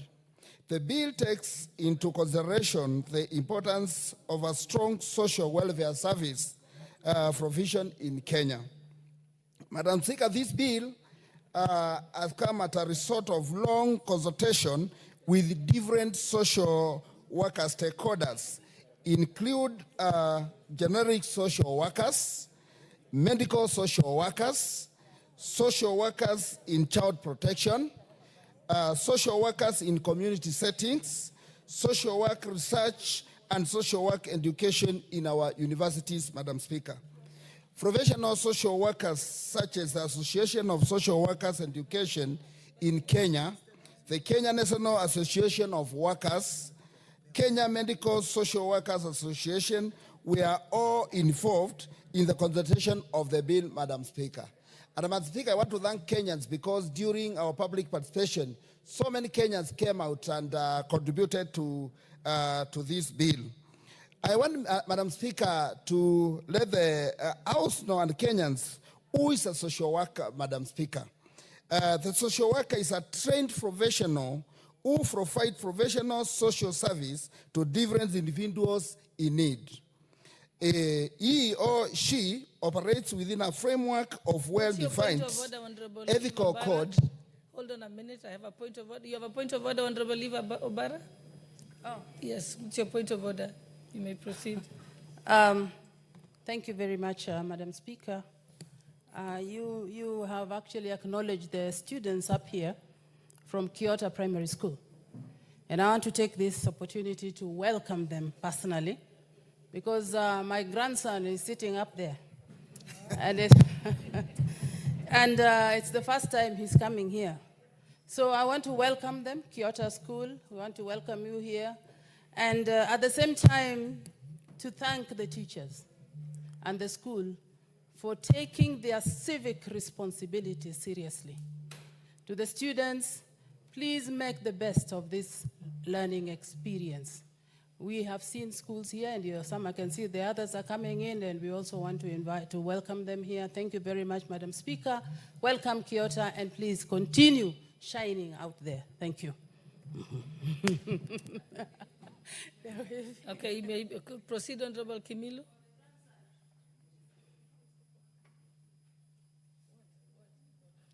Okay, yes, Honorable Eve Obara. Okay, the grandson is Ari Obara. Ari Obara.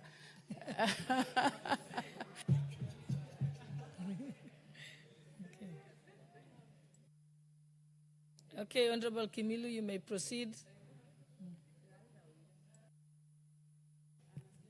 Thank you, Madam Speaker. I was on a high gear before I was interrupted because of the grandson, but I also welcome the grandson here.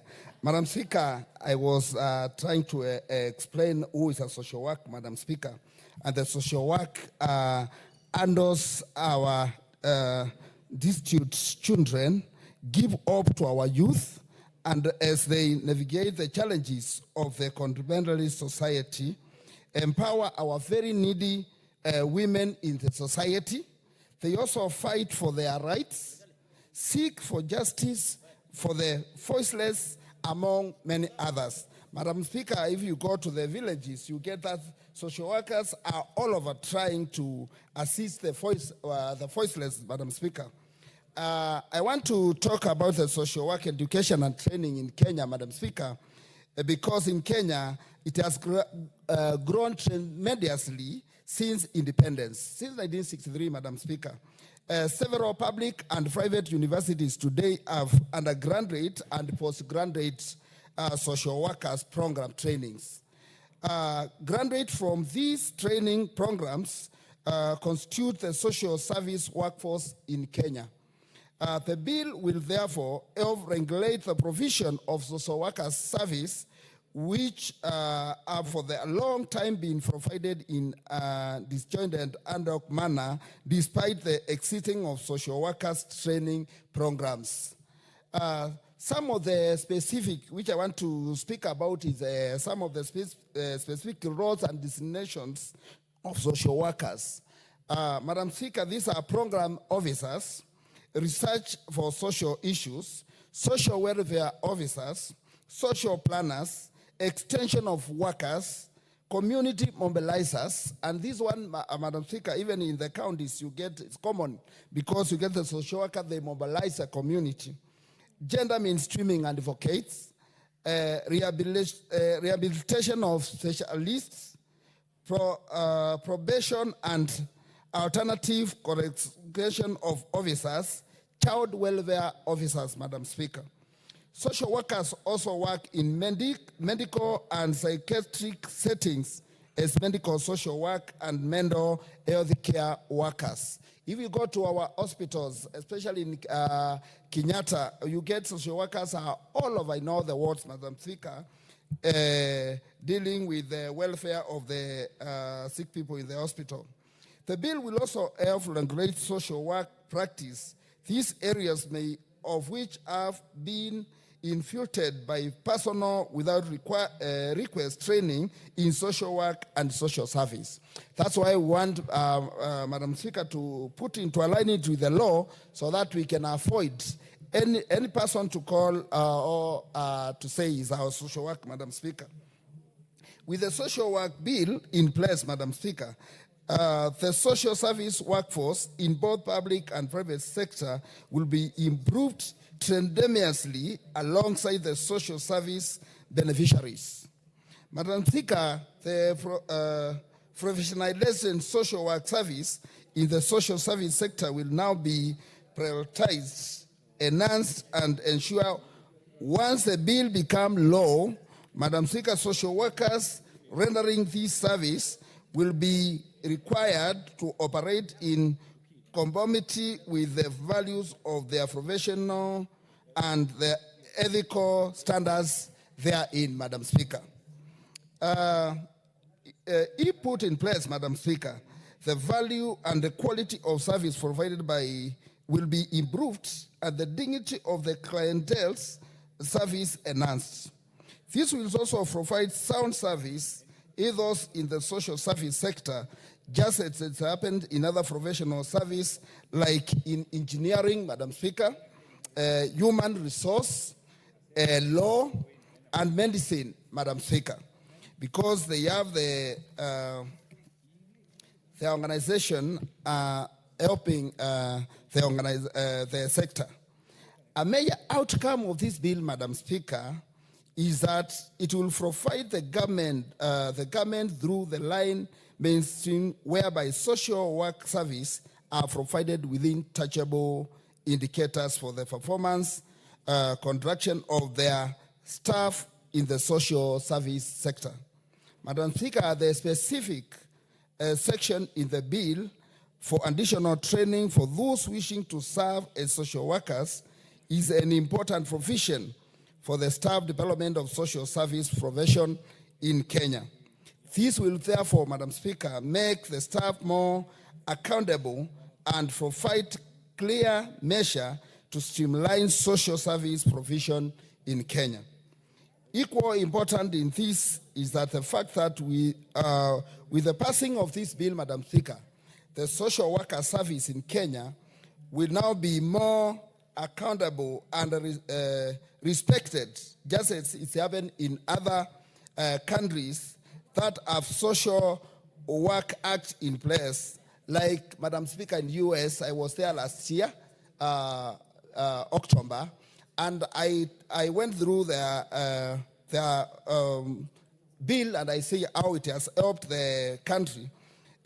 Also in Zimbabwe, Madam Speaker, when you go to South Africa, the South African Social Service Professional Act 110 of 1978 provides the establishment of social workers professional association. Other countries like Singapore, Madam Speaker, and also Canada. The bill will also bring order and provide tangible mechanism to address cases of indiscipline or misconduct among some of the social welfare workers.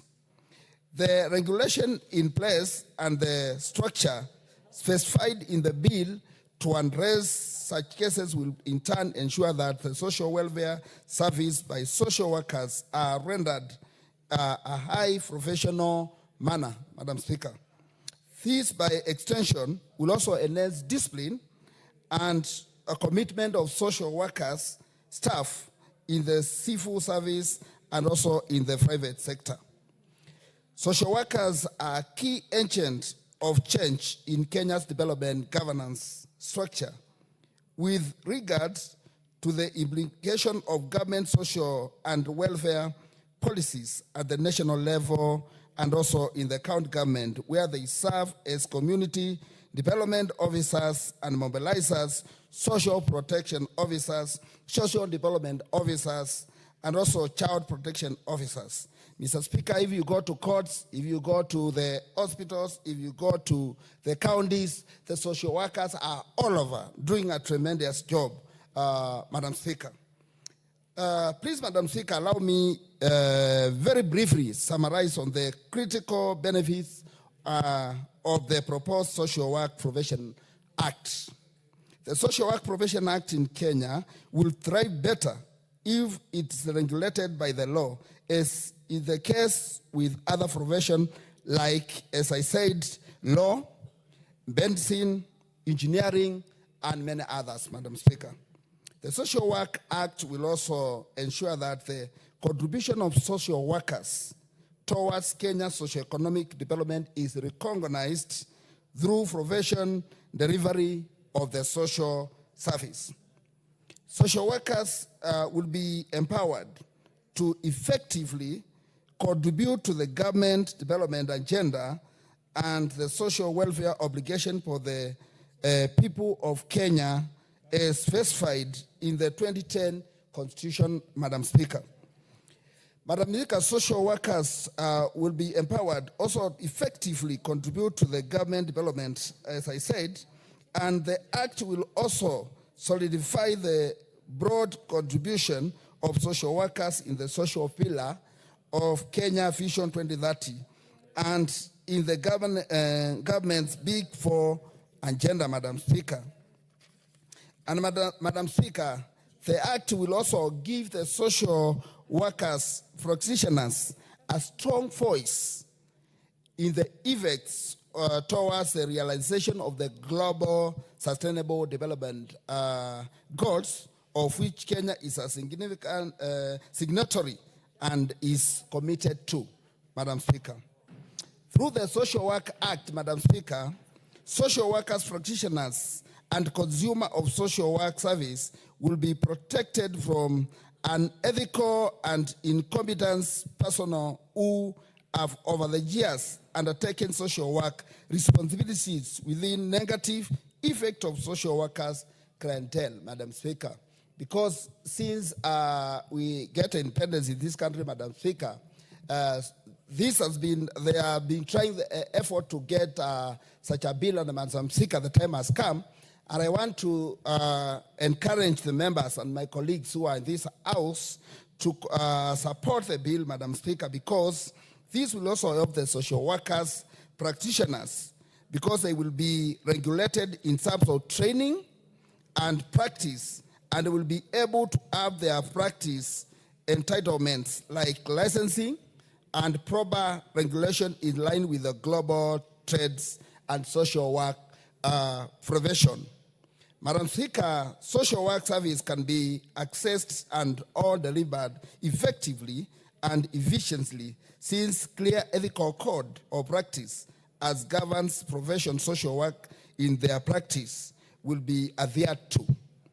The title social work shall be protected, Madam Speaker, and research of social work profession with requisite training, the sound social work value based on offer professional service, Madam Speaker. Madam Speaker, I want to conclude by saying the proposed Social Work Professional Act is crucial to maximize enhance of professional social work service and social work training in Kenya. Our society will greatly benefit if the provision of social service by social workers are well regulated and backed up by the law. Madam Speaker, when I was going my constituency round, Kite constituency, Madam Speaker, I tend to call upon the social workers, and thousands of them appeared, and they were begging me, asking me, Mheshimiwa, how can you make this dream to be real, Madam Speaker? And Madam Speaker, I want to thank the Committee of Social Protection for the support they gave towards this bill, because when I appeared before the committee, they took it positive and they contributed a lot to this bill.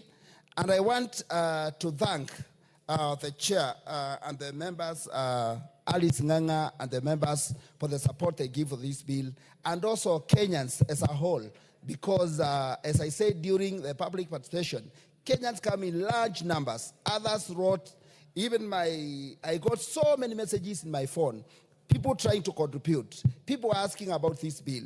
And Madam Speaker, I want to thank all the Kenyans who contributed. I want to tell them the time has come for them to get this bill ready. Madam Speaker, and because, Madam Speaker, some of the members here are social workers, others... Bahati to recognize them. So I just think it's something that we can do for our children by making sure that we do that, even if it has to interrupt. Who are the persons that worked very closely to deal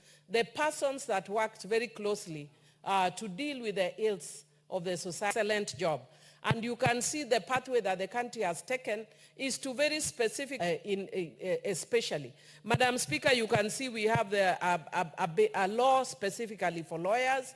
We have one now specifically for engineers and for different other professionals. And it is important, Madam Speaker, that we have one specifically for social workers, so that we can also regulate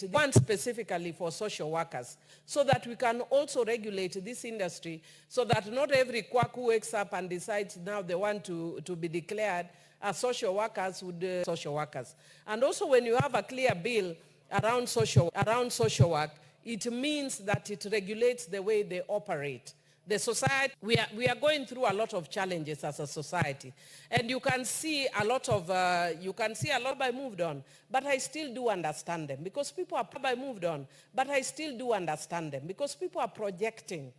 Madam Speaker, I want to thank the Honorable Member, and indeed, because I know many members want to congratulate you, and again, re-emphasize, Madam Speaker, that when you talk about social work, you touch a very special place in my heart, because my mother, other than helping many struggling young Kenyans, also took care of 8 of us. She was widowed when our firstborn was in class 7, and she raised all 8 of us, and all of us had a decent schooling. Almost all of us went up to university and beyond, and because of that, this profession is very special to me. I second and congratulate once more the Honorable Member for bringing such an excellent bill. Thank you. Honorable members, I now propose the question that the Institute of Social Work Professionals Bill, National Assembly Bill number 17 of 2023, be read a second time. Members wishing to contribute, please put the intervention button.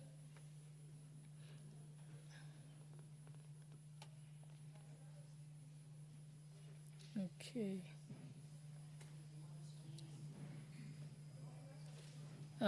The Honorable Member for Suna West, I think I see you are the first. Thank you, Madam Speaker. First, I want to congratulate Honorable Joshua Kimilu for bringing this particular bill. This bill is long overdue because for any profession to be recognized and respected, there must be regulatory body. Therefore, when this bill is passed and enacted as an act of parliament, it will enable the social workers in Kenya to be well equipped to work even in the national market, Madam Speaker. Madam Speaker, giving somebody who is educated a practicing license is like adding value to the experience or the academic work that person has done. 2, when social workers are going to be now regulated and they'll have work ethics, there'll be a body which will be disciplining them and even issuing certificate. It will bring sanity into that particular field. The end effect is the consumers of their services now will be protected. It means when a social worker maybe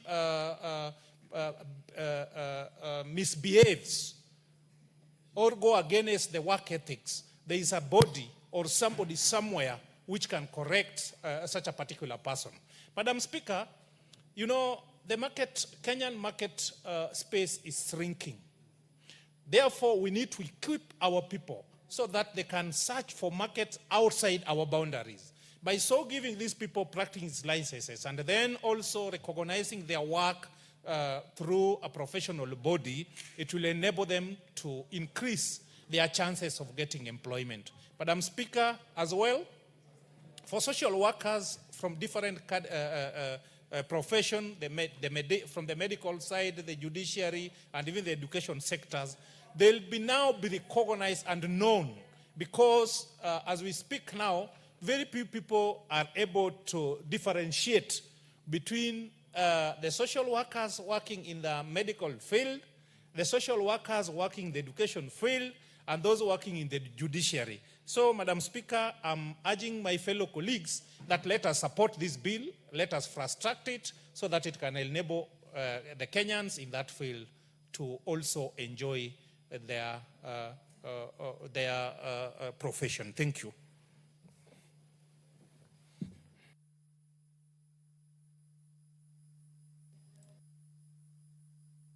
The Honourable Member for Kipkelion, you wanted to speak to this?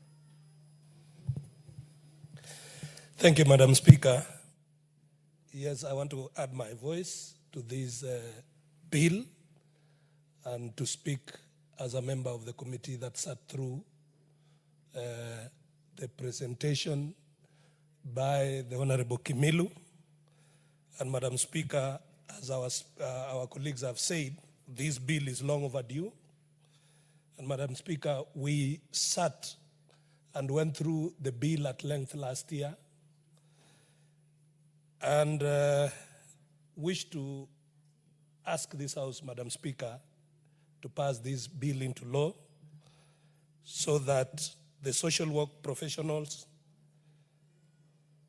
can have their board established, and Madam Speaker, so that they are vetted and the register of the professionals is cleaned and is not amorphous as it is right now, Madam Speaker.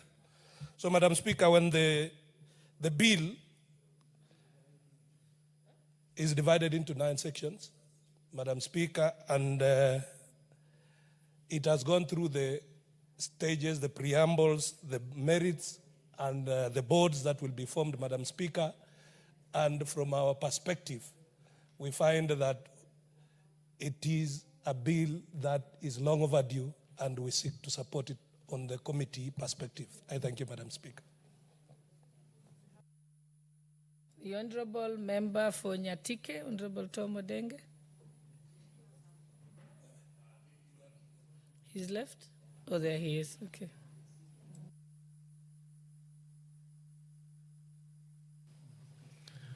Thank you, Madam Speaker, and allow me to congratulate my brother for coming up with this timely bill before the House.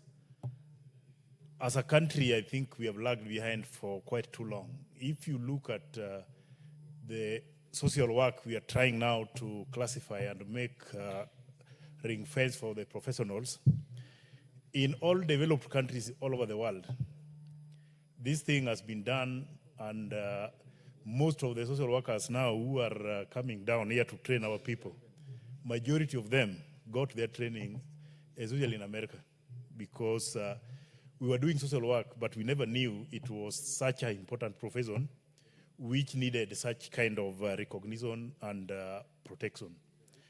By coming out as a country and giving these people an act which can protect the services they are giving to our people, I think it's timely. Because when you talk of social work, you'll realize in health sector, they play a key role. When you go to educational sector, they play a key role. Even if you go back to the community, the social aspect is key to our people. But if we come out and encourage our people to train as social workers, and again we encourage them to protect themselves so that the government and ourselves can also recognize them as professionals and be given duties and jobs which are commensurate to the services we are getting from them. I think this one is going to give us key element which we have been lacking as a country and make it more professional and attractive as a profession and a ladder of people who can either employ themselves or be employed and strengthen our county functions. If you look at the county government currently, the key services offered by the county are based on social activities.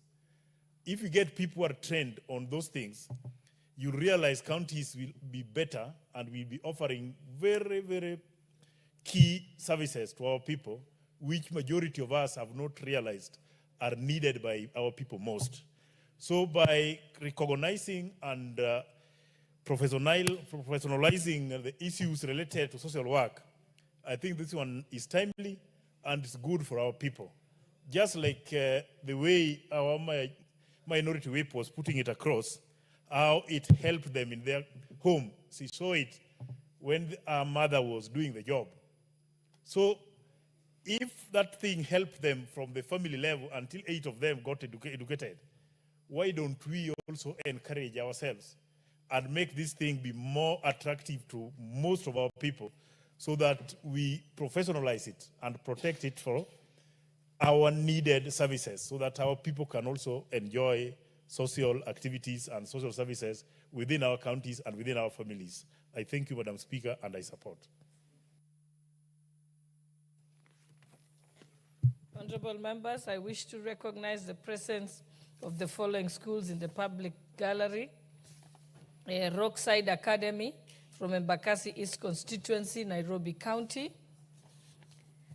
And also the Kendrick School from Kajiado North Constituency, Kajiado County. And I'll call upon Honorable Ngongoya to welcome the schools on our behalf. Thank you, Madam Speaker. I rise to welcome the two schools, the one from Embakasi East and Kenvic from Kajiado North. Madam Speaker, Kenvic is a very good and performing school in Ololua ward of Kajiado North. As the area member of parliament, I want to tell them that parliament is a good place to work. This is where decisions for this country are made. And I would ask them to work hard so that part of them in the gallery and even in their school will have somebody to come and represent Kajiado North in this constituency. This is a good place to work. It's one of the places where ideas and policies are decided, and Parliament makes decisions that affect the whole country from this very small place.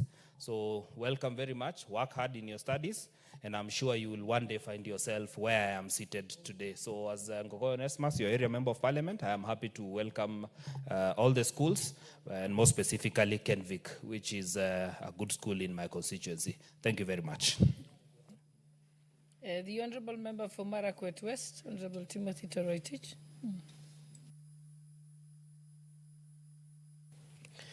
Thank you, Honourable Speaker, for giving an opportunity to contribute on this very important bill. Honourable Speaker, from the onset, I wish to thank the Honourable Kimilu for this progressive legislation which seeks to recognize and protect social workers in this country. Honourable Speaker, recognizing a body is very essential in determining the output of that particular body. The reason why lawyers in this country, Honourable Speaker, work within specified, in terms of, they are able to discharge their duties without any compromise is because they have a professional body, which is the Law Society of Kenya. And Honourable Speaker, for the social workers to have a body, it will be very important in terms of regulating them. And therefore, they must be able also to stipulate to a certain kind of professional, in terms of the performance of their duties, so that they can be able to work properly within that system. Honourable Speaker, as a lawyer, you are aware that before sentencing is meted to a person in a court of law, there is what you call a probation report that is submitted by a probation officer.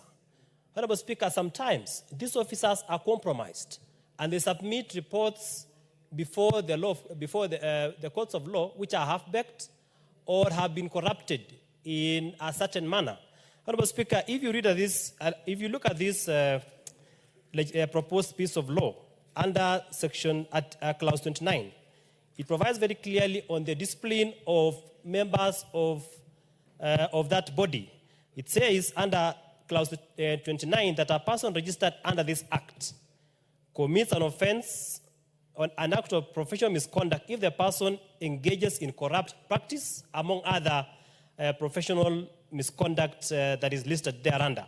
Honorable Speaker, that means that even innocent people, those who have been taken to a court of law, and the court gives a directive that a probation report be issued by that particular officer, that officer must know that she is working as a professional officer and therefore must issue a report that is not compromised. That is going to protect even innocent individuals who have been charged in a court of law, and therefore when the court awaits that report must meet that particular threshold.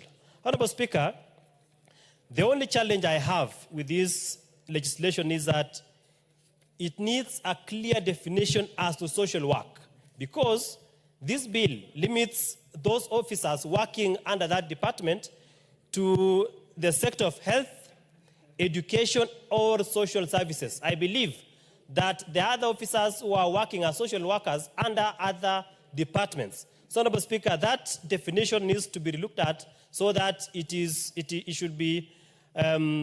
should accommodate more sectors in this country. Honorable Speaker, I also wish to congratulate the member, because if you look at the issue of funding, many professionals in this country want to depend on the exchequer in terms of funding. But this one has talked about its own source of revenue. So, Honorable Speaker, something which is commendable. And if you look at clause 34, it talks about the source of funds for this body. And it says such monies or assets as may accrue or vest in the council in the course of performance of its powers and functions. And 2, such monies that as may be payable to the council pursuant to the act, donations or gifts. It doesn't depend on the exchequer for its funding. So I believe this is the way to go for professional bodies in this country instead of depending on the exchequer for its funding. Honorable Speaker, for that reason, I support, save that I shall be proposing amendments when it comes to the committee of the whole House. Thank you, Honorable Speaker. Thank you. The Honorable Member for Arieda, Honorable Atienda Amolo. Thank you, Madam Speaker. Madam Speaker, I rise to support this bill by the Honorable Joshua Kivinda Kimilu. I have gone through this bill, and in the shortest possible time, I wish to express my support for it. I am the son of a social volunteer who volunteered for 40 years when he was alive, and I support the idea of social work. The distinction perhaps being that a volunteer need not be paid, but once you say social work, it might bring elements of pay.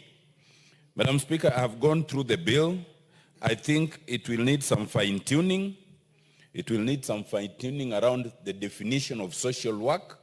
It will need some fine-tuning around registration of a social worker, around the Institute for Social Work, and around the offenses. Particularly in the definition, it will need to be shielded from other areas that sometimes are described as social work. Some people sometimes loosely call the oldest profession, that is sex workers. Sometimes they're loosely referred to as social workers. Now we must shield and ring-fence the definition in such a way that there's no possibility. I see the Honorable KJ, in whose constituency perhaps a lot of these workers reside protesting. And he did not hear that. Now, Madam Speaker, with that I support. Thank you very much.